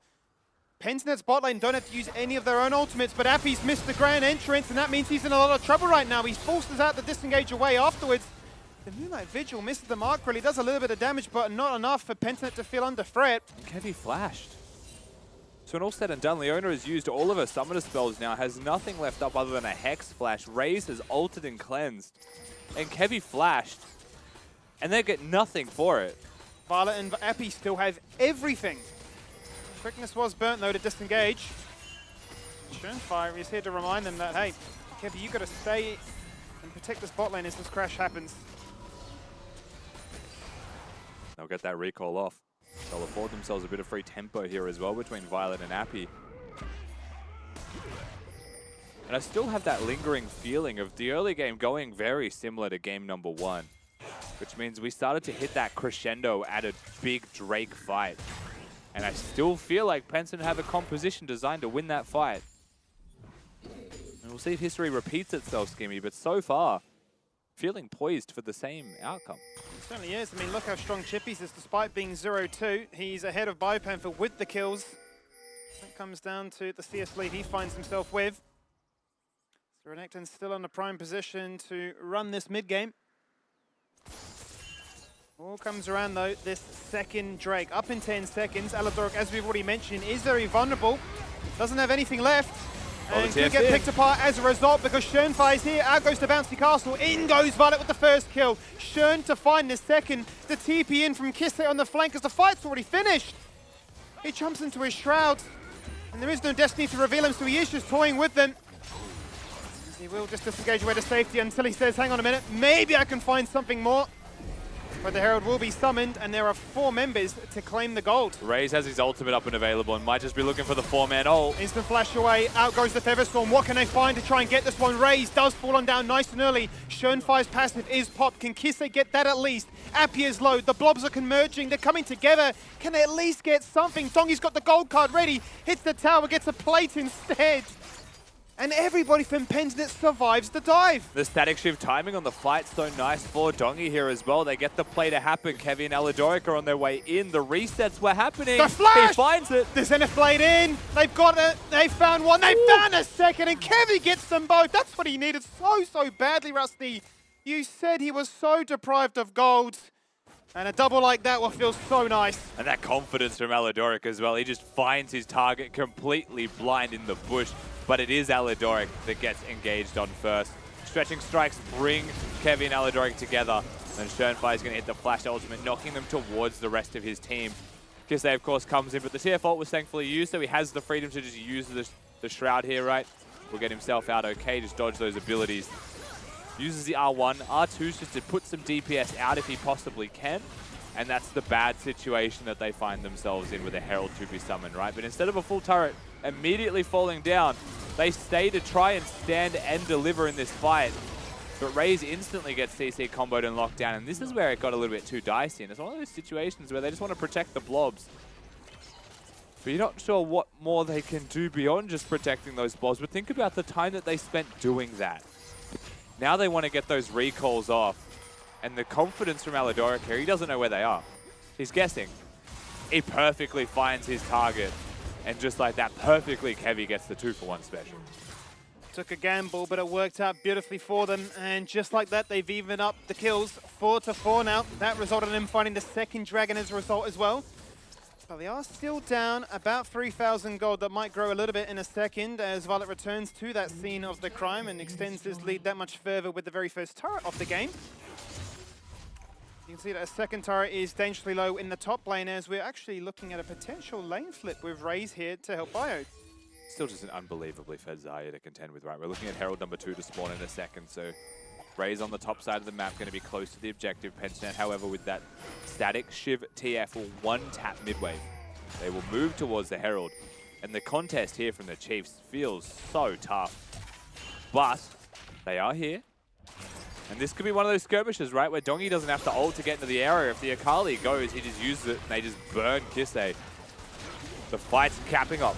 Explosive cast completely isolates out a key carry, and Schönfire is dead. No smite available, no fight to continue. Look at Kisei right now, receiving all the attention of Chippies, but he's been body slammed, he's been zoned away. Kevy once again finds a double kill. Instant flash across the waters by Panther, not allowing this Renekton to run away. The second body slam will not connect, but Chippy's dominance is about to expire, and so too may his life. He's looking to try and run to the assistance of Dong. He realizes that that may not be the right exit plan.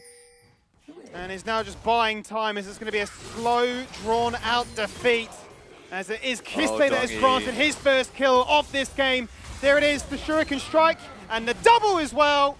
And just like that, they are so strong. And Dongi ends up just giving him a double, doesn't cut off the leg to save the body, instead joins him on that journey. Chippy's falls, mid laner falls with him. Eladoric going to get his reset cancelled there, but when all is said and done, the Chiefs will win a very successful team fight, and a very important team fight at that. It starts just by finding this Zac. No passive available. They've got the Shurikens, red and white weapons for Raze, and so far is just free hitting throughout all of it. We're back in the game, however. We are back in the game because we've caught out Violet on mid-wave at the moment right there. Grand entrance Teleport. is going to connect. A deep TP and minion currently tanking up that mid-tier 1. Chippies comes in. He's got dominance active in about 5 seconds. He might die before it's available. He certainly does. TP to hit a grey screen. That is not what you want to see. And all the momentum, the power, the strength that PGG have. Chiefs are starting to ramp up. They're starting to feel themselves and are ready to try and even out this series. They're getting momentum in this game. You can't afford to make those mistakes against the Chiefs. You cannot afford to overstep your bounds. Chiefs will punish you relentlessly. Pentanet now stuck, dealing with this pressure in mid lane. Violet still farming up an absolute storm. Dongi still split pushing in bottom, as you can see in the bottom of your screen as well. But the confidence of the Chiefs is back, and it makes them more dangerous than ever. And the weakest member right now would have to be said as Raze, sitting at 0, 2, and 3, has been the receiver of the majority of the pain and punishment. But no doubt should be feeling quietly inspired knowing that his mid and jungle are certainly online. Dongi has no destiny, he has no TP. He's overextended his welcome, well, twice now in consecutive plays. Does get the turret though. So this is one of those situations where we were speaking about it before. You've got a 0-4-0 Renekton to play for now. He's absolutely not a split push that at any point. It's a Gore Drinker build as well. It is quite simply just a Renekton that exists because maybe it's a blind pick that they just wanted for Chippies. But with that in mind, this Twisted Fate is for sure looking to do on-hit split push build, right? That is a Trinity Force, I believe, in the making as his second item. So Static Shift Trinity Force. See you later, game. I'm off. I'm out. I'm in a different game mode completely. He's got the Swifties, he's got places to be, that's for sure. He got his tickets, did he? He certainly did. He's on a journey, as is Aladoric, which missed the mark there with the Solar Flare. Chippies can just jump out after the Zenith Blade's starting to start things off with the Feather Root comes across the charm afterwards onto Biopanther, who has to body slam to safety. Aladoric goes in, but not protected by anybody else. Instant flash away, Schönfire goes in just a little bit shy of the knock-up he was hoping to find. But it feels like for the last few minutes now, Rusty, everybody's just having a party in mid lane. We certainly are just playing in middle lane. Stun goes out on the Chippies here as well. The objective this time is the Drake teleport. Going to come through from Biopanther. And we look at this fight one more time. Setup is there for Pentanet. If they want to look for these angles, they have to play around Schönfire, but he's not looking at flanks. He is just playing front to back, which means Appy has the hardest job here. Needs to find his target, but has no ult. No TF ult as well, so Kisei could have a free time here on the Akali as the Dragon goes low. It's down to 50%. Chiefs with 2 so far. Explosive cast already burnt. In jumps Appy into the backline. Instantly destroyed by the Gragas. That's a tank Gragas. The Drake's reset. Kisei so low, the blobs come out, and they this time will be perfectly executed. Drake number 3 is going to be claimed, and the 0-4 Renekton denies going 0-5. Yeah, the shoe's on the other foot in this game. They bring the Twisted Fate to the party. They bring him to the fight. They don't put him in a side lane to split push, but they can't quite win those 5v5s. I didn't see what happened to Violet in that little skirmish. I was watching Kisei, who was certainly keeping them entertained and certainly keeping them busy. But Dongi in a spot of bother here has got Appy nearby. Has to be careful because that turret has now fallen on down. Kevy's going to get knocked up there by the Rakan, but they've overextended. They are unable to find much more than that, the CC. And the durability proving to be a little bit too much, but we have completely flipped the script now. 13 kills to 4. Chiefs not happy with their game 1 performance. Have certainly hit the turbo. Reminding Pench that they are still a force to be reckoned with. Still contending with Dongi, who is hunting. 4 members hunting. Kevy sees them. What can they do about it? A flash gold card to guarantee it. A charm potentially utilized if they need so, and they certainly will do just that. A kill just elegantly handed across the Violet to make sure he stays ahead of the Sephilios. And they're going to recall. If they recall in Vision like this, then Chiefs could even consider the Baron buff with Raze alive. But it looks like they're going to cancel those recalls instead. Stun hits. It certainly does. And Schönfire without a passive is in a lot of trouble. Soliflare square bang on his head. They've got no jungler. Down for 30 seconds. And with healthy bars, I mean, this is a Baron. And what was a Baron idea is now a Baron almost certainty that it's going to be attacked. The question is, do the Chiefs look for the turn? Or do they look to the commit? Chippy's coming in. Aladoric has no Solar Flare, but can still find his target. And Violet is the target. Violet is the target, and that Feather Storm is up and available in about 5 seconds. Will he be afforded the opportunity to try and use it? Kiss in the flank right now. 1 target of mine. Let's kill this Zarya, who instantly flashes to rip back those feathers and get a shutdown onto Biopanther. Raze finds another one. Violet in trouble. Double here for Raze. Now we go towards the Crocodile, who is fighting for his life. But another carry takes him on through. And I think they've just done enough to deny the Baron. I mean, the Crocodile has no bite. It is all bark right now for the side of Pensnet when it comes to team fighting. It is Chiefs that forced this fight to happen. Violet does a couple of nice little plays here to make sure that he gets some trade-back kills. The stun from Dongi dissuades the immediate Biopanther ultimate that brings him into the team. So, again, well executed from him. Violet, of course, flashing there to redirect the feathers, gets the 700 shutdown, but also puts himself into a very compromised position where the Chiefs were already winning that skirmish. Still yet to see any kind of different strategies here from Pensnet, though. Yet to see any kind of force onto a split or a trade of objectives. They are still forcing those 5v5s here, Skimmy. Certainly are. That's Aladoric hitting us with the question mark on both fronts. We're seeing a point-blank Zenith play, whether or not he actually really wanted that. I'm sure he's probably not too upset about. Last Whisper almost done here for Violet. Going to be crucial, but they're collapsed upon. Massive fight about to break out here in the jungle pit, and look at that, it's all on towards Kisei. He goes into the Shroud, but it's not enough. Without a Destiny, it does not matter. He is dead before he has a chance to try and respond. It's just a mosh pit of anger, and everybody's looking to try and find that first reset. This must be La La Land right now for Kevy, because he just gets to claim his soul. He takes you, he takes another, he gets a double. He has become you and everything more. And now is a lonely Rakan left to say, I have no team, I have nowhere to run. And I know that they're going to go for Baron. Kevy just cosplaying as every single member of Pensnet.gg, just puts on the different outfits one by one. As they grace him with those outfits themselves, once again collapsed upon in the area. Kisei immediately, they put everything onto him, makes sense, but the Leona stun finds Violet, the Gragas ultimate then knocks Violet back into the rest of the team, and they just don't have damage. And it is a mosh pit, it's just a death ball. It is just 8 meatballs hitting each other right now. It's just IKEA. You're just looking at IKEA. Just a big old food court for Kevy. A bunch of hungry shoppers on Black Friday. Feeling real Swedish in here. Oh, man. What a fight, though. And I mean, ultimately, Kiste falls there because he has no stopwatch. He's building himself a Zhonya's as his second item. Very different build to what we saw from Daystar with the Shiv into the Rift Maker. Wants a little bit more durability. There is the Zhonya's now. Soul point, 15 seconds. Zongi very split from the team. Is threatening an angle, but has now been spotted. Zenflay connects. Another member that's been split out of position is Dongi. Dead again. Not what you want to see. And we go with a Featherstorm once again. No flash to reposition. Can we bring it back? Well, Schoenfire says, yes, we can. Slappy Hands goes out, but he becomes blobs. We run back, and Ray says, you can beat me in the laning phase, but you can't beat me in these team fights. Chippies, a non-factor, unfortunately, at this point of the game, as Kiste is just waiting for the 5-point strike. Guarantees it with that flash forwards. And now they can look to put the icing on the cake with that soul point. Almost more kills than minutes in the game for just the Chiefs. That's how many kills have happened for them in this one, and they certainly have turned it around between games. They did not like what Pensnet did to them in game number 1, and they want to show them how it's done. Inhibitors definitely falling. Mountain Soul confirmed. And these low death timers of Pensnet is the only thing keeping them in this game right now. We said that Raze was perhaps the only non-factor. Well, he's now equal, if not ahead of Violet. And Violet was the only real beacon of hope that Pensnet had. The weakest member of the Chiefs is now equal to him. Nappy going to interrupt their recalls. That's 2 members squad out of position, both Aladoric and Biopanther. Schoenfire once again a little bit out of range, but is going to use the minions to try and bring them back.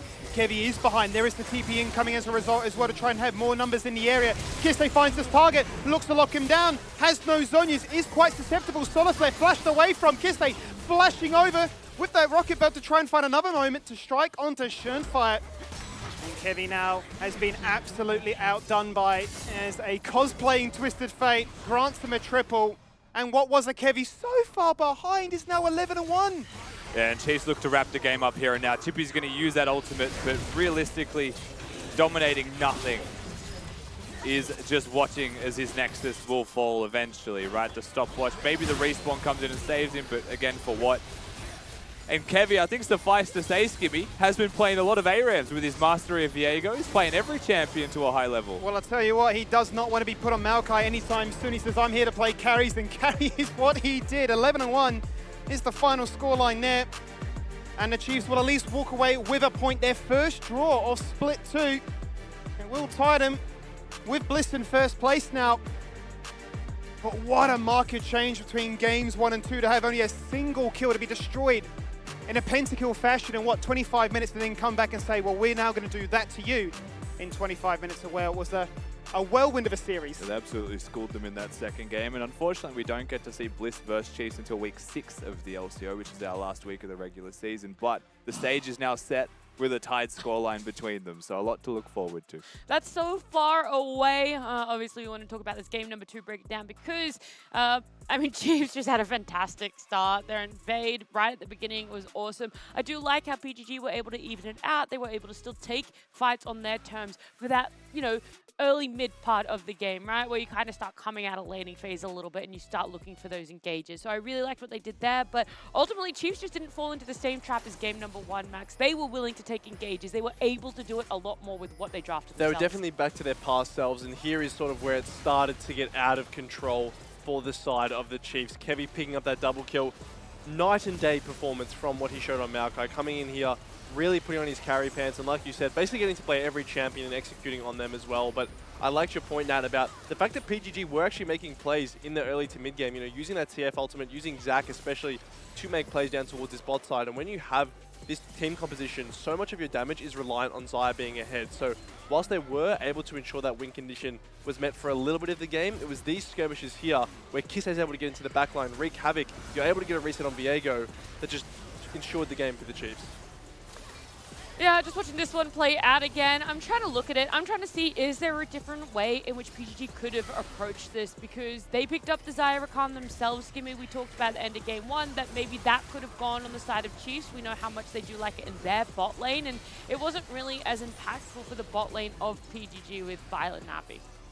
Yeah, I just think ultimately it was such a different switch up from games 1 to 2 in that they said that you really are the Violet show, whereas in game 1 it was a case of, yeah, Violet doesn't have to be the be-all or end-all. It was that you had Dongy with some power behind him. In this case, he tried to cook something up with the Twisted Fate and be a split-pushing menace.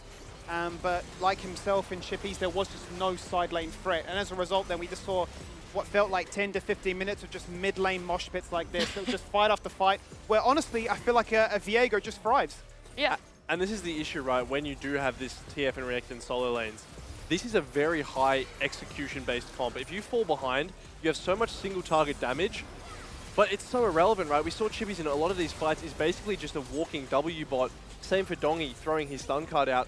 And apart from that, it's really hard to actually get the cohesive damage to continue on a fight, right? We saw Kevy, sure, you can take Raze down, but Kevy's going to stay alive. He's going to pick up reset after reset, and you just don't have the DPS to take him out. Yeah, we just got this really weird draft for me again, where it was like a 4th pick Renekton blind instead of a tank, and then we 5th pick counter our tanks instead of the Renekton when it could be good. Like, we just end up in these really weird situations. I don't mind the TF, right? I like the Zac TF going towards bottom. I just personally look at this draft, and the Zac does what the Renekton does already. So why not have a Jax, right? Why not have something like the Jax blind pick that the TF's designed to support anyway? You know, that makes things easier for yourself. And instead of banning an Ornn, you ban the Gragas so the Jax can play a proper lane out. Like, I think it's these little things that could just make their comp so much better that I think was definitely missing in execution, because their solution to every problem in this game was just continue to group as 5 and run it, but they were behind. So, like, there was no way out of this hole that they were in. Too much overlap and I think too much change up between game 2 to really sort of pinpoint what actually was the issue. But I like what Skim said about maybe they put too much priority again on Violet. They didn't really like allow Dongy to do a lot of what he wanted to do on Twisted Fate. So it's one of those things you're not really sure what exactly you could put a finger on, but one thing I can put a finger on is the fact that Chiefs were able to come back from behind. It wasn't a deficit as detrimental as what they were able to accrue in game 1 on the side of PGG, but I liked this. It showed that there's tenacity in the team, that they're able to draft or at least execute drafts that are able to come back from those deficits. And I think, to your point, Aladoric being on Leona really helps that, right? Yeah. Having that go button, that trigger pull. And as well, Kevy just looks like a completely different player when he's on Viego, right? The plays that he makes. On Maokai, he just really wasn't going for anything, and a lot of that, you know, was due to PGG playing quite well and ensuring they had correct vision.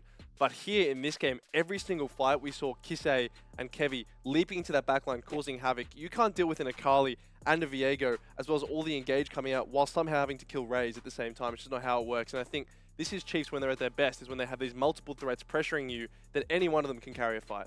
They got to be just literally in the fight. They didn't have to worry about this front to back. So big props to them. Series being drawn means we get to interview 2 players, 1 from each team. We're starting off with BioPanther from the side Chiefs.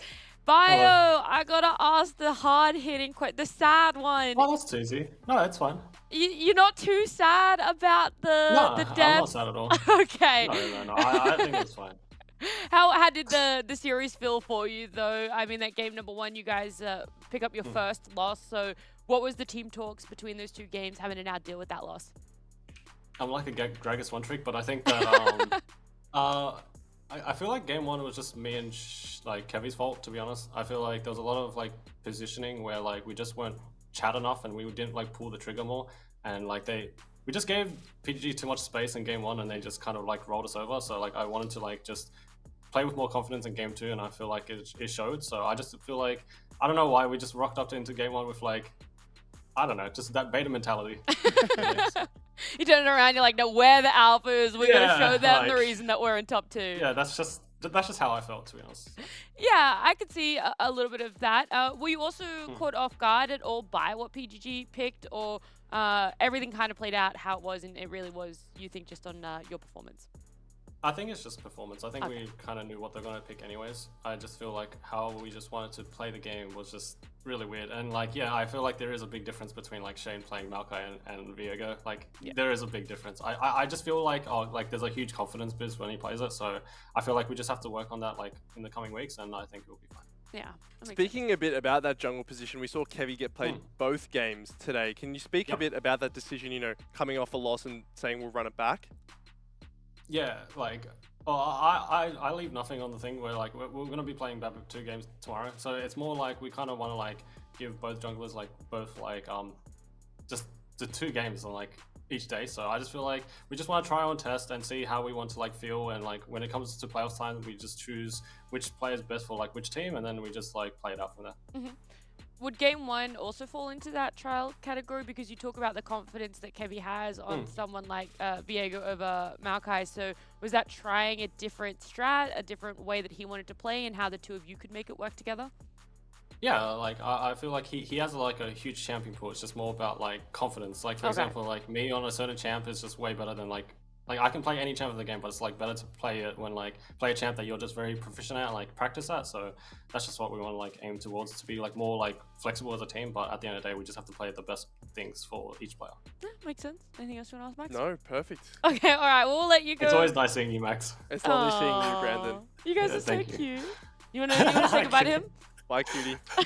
Okay, bye bye. Enjoy your night. Bye bye. Bye bye. He's so like I He's just love so how he comes sweet. in. No, I don't care. I had a billion KDA that I just lost, but no.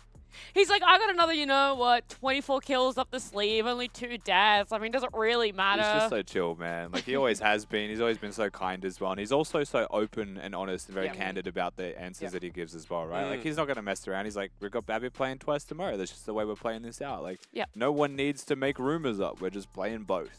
you Yeah. know? And like that honesty is very appreciated for everyone that listens. Yeah, 100%. I liked hearing as well what he thought went wrong in game number 1. This weird confidence issue that you wouldn't think It would felt come. like it too, didn't Yeah, it? but to come from a team that's sitting in, okay, well, technically they weren't first, but you know what I mean? Like sitting up there where it feels like they're cut above the rest of this league at the moment, it was really weird to know that it was a confidence thing. It was, but I think having a guy like Bayo as that locker room sort of general helps so much, right? Like you come off a loss, like you're tilted, like, oh, we just got like smashed. They got smashed in game 1, and it's just like, okay, cool guys, like next game, like it was just a confidence thing. Like he's just such, What are you he has that confident on? demeanor that it's just so stabilizing. And I think that when there's so many hot personalities in the Chiefs, like there are, Yeah. having that cool-headed guy can be invaluable. I mean, I always think at the time at PCS when they're getting smashed by the teams over there, and you just see him as they're going through the lineup. He's the one like, Yep. I'm Hey, here, everyone. hey guys, and the rest of the team Aw. is just like, all like focused and serious. Yeah, great character.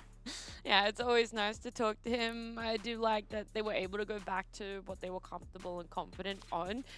But in saying that, they played confident champs, and PGG still really put up a really good fight. Like, this has ignited my belief in PGG and what they can achieve over the next few weeks of this regular. It still goes into our pregame though about the inconsistencies, which is why we were reluctant, I think, to give them a point or at least a draw in this series. Why a lot I'm of never us reluctant. and the and the Dare fan vote were all very lopsided towards the Chiefs. I think you keep seeing glimpses of brilliance. It's about making it all happen as a collective package. So there's never been a denial about the star power on this roster. It's just making sure that it happens for a complete series. So you're hoping that by the time we get into the best of 3, 5, whatever it may be, you know, all the pieces are working in motion. Otherwise, you know, it would just end up becoming a meme like, you know, your Pentanet dot draw. You know what I mean? Bennett.11. My personal favorite thing about this, though, is that the Chiefs finally look human. Like, it feels like going Sure. into a series now. It's nice, I was huh? like, what? Sure. Nice, hey. No, that's a good thing. Like, they're not this Yeah. unbeatable monolith that everyone's just like, okay, well, it's going to be a 2-0, right? So we're actually going to have to think about Yeah. predictions now instead of going, okay, well, they're clearly this much better. So I think for the sake of competitiveness, this was a great series. Sure. Couldn't have said it better myself, Max. Thank you. We do have to talk to the other side, though we've already had our Chiefs interview, so let's have our PGG one. We got Appy. Hey, Appy, congratulations. You were the first team. You took a win off of Chiefs. How does that feel? Feels pretty bad that Oh. we didn't have a 2-0. It was a like really easy win if we just play better. What would you put down the issues in game number 2 towards? Because you did have the gold lead for a little bit. Was it a confidence? Was it just unable to execute the way you wanted to in team fights? I think we like our team as a whole we make too many like tiny mistakes, like me getting caught on basing bot and like the way like we play the team fights and how we're positioning in the team fights. Just give like what enemy comp want to do, like simple like get a reset for Viego and yeah CC and then CC chain and then get a reset for Viego. Basically we just give them what they want to do in the team fights. So I think yeah we deserve to lose this game. Okay. Focusing a bit more on that 2v2 in the bot lane with you and Violet, there were obviously some roster changes earlier on. You had some great 2v2 kills today. How do you guys feel like you're gelling at this point in the split? I always think me and Violet is like the best bot lane. Like it's miles far away from the second place. So it's not about the game is not about the bot lane. So we have to do the comp. Like we're always blind picking our champ. Don't really care. But yeah, like as 2v2, I don't think anyone can beat us. But we're not really performing like well enough in the team fights yet. So if it's a laning phase, yeah, we are the best. When it comes to draft, you know, you can give me somewhat arbitrary numbers, but how much is it when it comes to prep? 50%? Is like 50% prepping for what you guys want to do, 50% against like your opponents, or is it more 80-20? Like, where do you put the importance on focusing on yourselves as a team and what you want, what comp works for you in this new patch compared to who your opponent is for that week? I think our draft is more like do what we want to do basically. Like it's like 80-20. Like we don't, Okay. or like 90-10. Pretty much. Like we don't really think what enemy gonna pick. We just trying to get the pick that we want, basically. And are there any new champs in this patch that you're hoping you can bring out, that there might be some changes in what you guys do pick for the bot lane, even if it is blind? Yeah, I mean, Rose is kind of the champion. Like after new patch, she's pretty strong, and I don't know. I feel like support is a boring role. I've been playing like different role different years, so I feel like support is the most boring role, like in terms of like the champion picks. You just engage and not engage, basically. So, It's one or the other. It's either this or not that. yeah, easy. Yeah, basically, yeah. It definitely looked fun in some of the engages you had in that game. Congratulations on being the only team to take down the Chiefs so far, and enjoy the rest of your week, Abby. Thank you. Bye bye. Bye. You know, He was like, he was not happy. no, he was Yeah. very. How good very did it feel to bleak. beat them? Not good. Yeah, oh my You're god, like, I was actually "Ooh." taken off guard. I thought Okay. he was gonna be giving me a sliver of like, yeah, I mean it was nice for one Could've been better, game, but yeah. unfortunately it wasn't the 2-0. But he was straight up like, honestly, I Bad. could not care less about that one. If it was not a 2-0, it does not matter in my books. It's a 2-0 or nothing. Also, saying support is the most boring role as someone that's played top lane before. I was like, I know. my guy, like, if their issue is you engage or not engage, what's top for you? Like, you either engage or not engage top lane, You right? can carry or not carry. Come on, guys. Yeah, as a tank or non-tank, which Yeah. is more boring, I think. But hey, Each to their own. You get to kill minions in top lane at least. Yeah, maybe he That's misses something the you- last hitting. Yeah, maybe. I guess some people do just enjoy last hitting. Yeah, He I gets wouldn't know what that's the like. last hit wards. As a support, yeah, maybe. play Bard, mate. Bard solves all your problems. You're just never there. Just roam. Goodbye. One day, Rusty will convince someone to pick up Bard, but for now, we're going to see who you guys picked for our MVP, because it was a 1-1. tough. It was anyone? It was Dongy, though. I mean, unsurprising, the man got himself a pentakill. He popped off in game 1. He didn't necessarily look bad in game 2 either, so there was some level of consistency for what hand sure. he was dealt. Yeah, I mean, he did his job very well in game 2, as best he could, I should say, with the cards that were dealt for him. Pun not intended. I was going to say Twisted Fate. But in game number 1, he was an absolute superstar. And again, I think seeing what's potentially there for Pentanet speaks very positively for them come playoffs when they're able to make it there. Yeah, I feel like my only other person that I would have put high contention-wise for it would have been Kevy, because again, he did what he had to with what he did in game 1, but it was nowhere near what he could do in game 2. Sorry, I was just so unbelievably distracted by Max winking at the I camera. was mesmerized by what he I just did couldn't to see the it. camera. I was Yeah, too I busy know. looking this way. I know. I only had peripherals of He Max. has I have sold Max. me. I literally have Max and then Max. It's true, actually. There's too much Max Was it for good? you. I don't even mind having an iced coffee at 9:30 p.m. or whatever time it is when it tastes this He's good. going to hit the courts after this. I'm going straight to play some basketball. That's what He I'm doing. probably will. Don't tempt me, mate. I'll bring the car spotlight for you. We'll high beam them on. Let's do it. I feel like you guys we are wrap actually this going up? to do that. Can we wrap yeah. this up? Okay, we can, We're we gonna can play get along. basketball. Okay, all right. I'll speed it along for you guys. Play of the day. I don't know if you want to guess it because I feel Is like it you already know. Is it I don't know. pentakill? Is it I pentakill? second that notion. Should be. Azir Better Pentakill. be. Let's see if it's it. Let's see if that is our play of the day. Oh my goodness, you guys are so good. Of course you guessed it. It is going to be this Azir Pentakill as they jump it in and dive in that bottom turret. Crazy, huh? Who would have saw this coming? But just Not wait me. for this Empress Divide. It's actually so Yeah, jaw this dropping. is He nutty. just scoops through out of nowhere. Stop, ball, bang! Oh!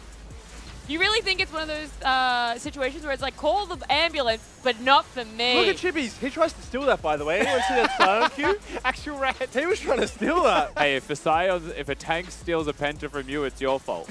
Alright? The tank's doing 0 damage, it's on you, mate. It's on you. Yeah, he's there to soak damage, not do damage, so you got to time that last hit. We might have been able to see the Schönfly Dongy 1v1 IRL if that happened. Actually, no, it would be Chippy's Dongy. Sorry. Chippy's, yeah, Chippy's Chippy's doggy. doggy. Is that the 1v1 of the tournament? It'd be like Chippy Schönfire 1v1. It probably would be. IRL? Yeah. Sucks they're on the same team. We for should that, we though. should do a show match. Jake high for on the finals. list. Jake high on the and list. it's actually boxing.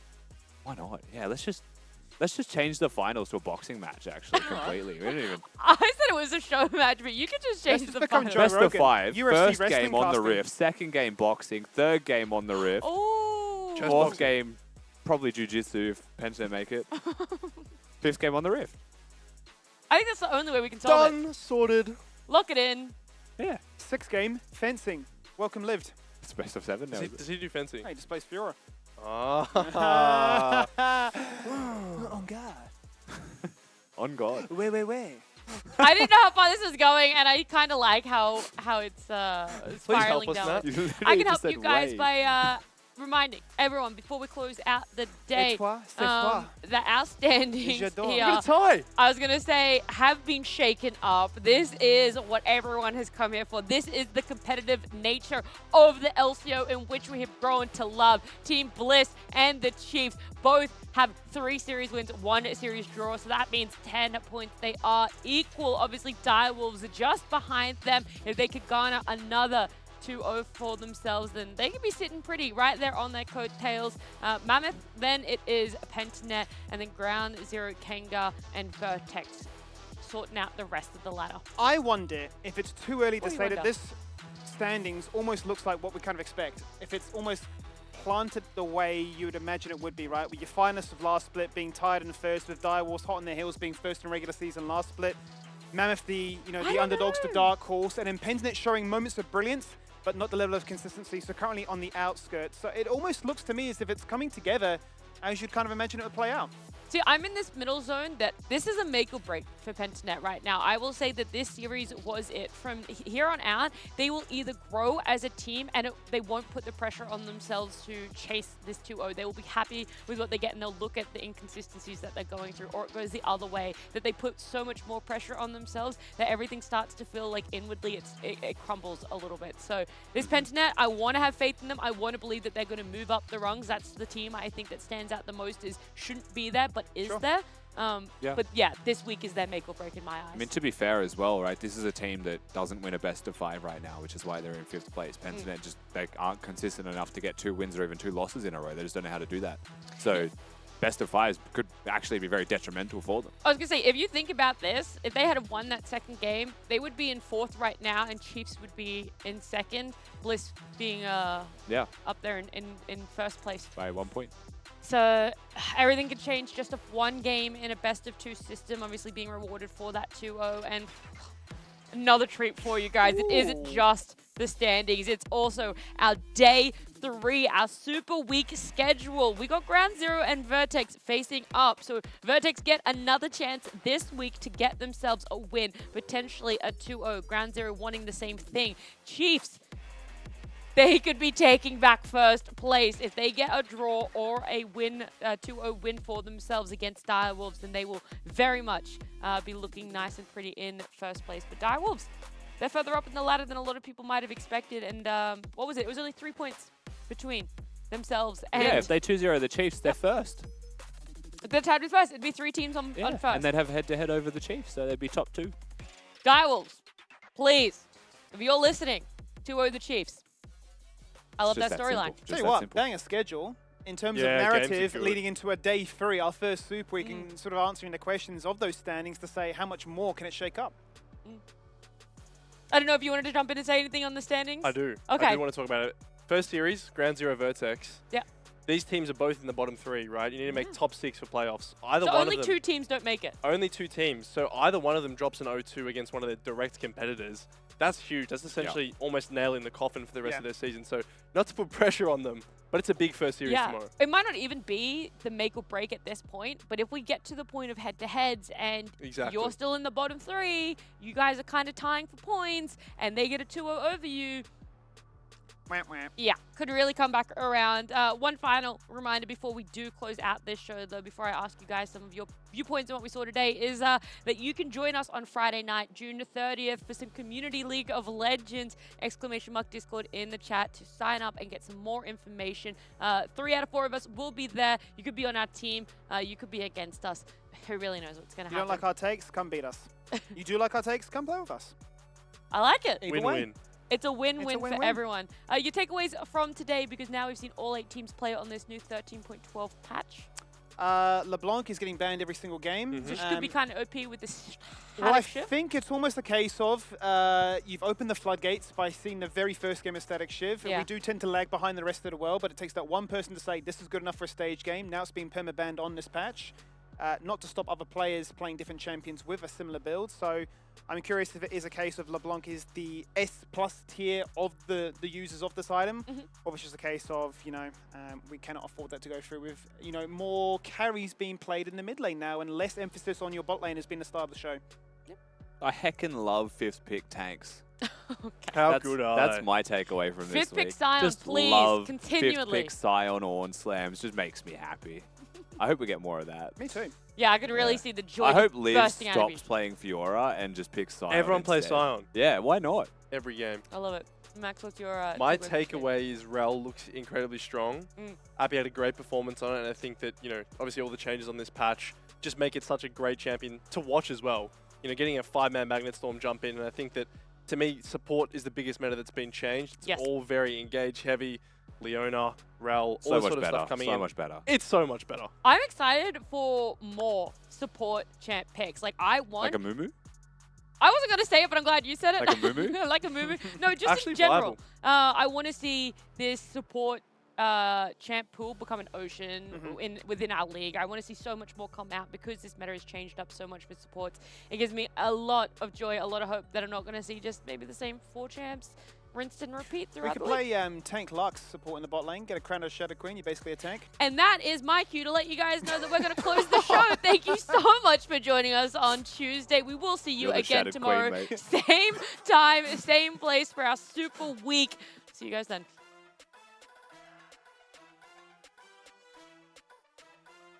I think Rosie was holding the wave though. That's How has he hit that hook That's there? not human. Simultaneous waves crashing.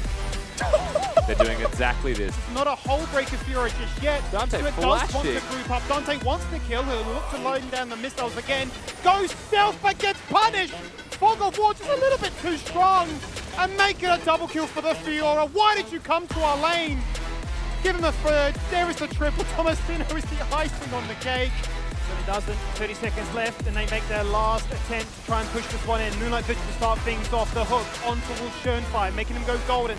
Nature's Grasp, boost him in place, flash short again. Magnastorm onto the entire backline. Raze untouched, Bio down. In with the scoop, and look at Dongy without a Rabadon strap. He's found 4. He would love to get the pentakill. He would love to upset the perfect party. He gets the pentakill. And everybody from Pensnet survives the dive. The Static Shiv timing on the fight so nice for Dongy here as well. They get the play to happen. Kevin and Alidoric are on their way in. The resets were happening. The flash! He finds it. The Zenith Blade in. They've got it. They found one. They found a second. And Kevin gets them both. That's what he needed so badly, Rusty.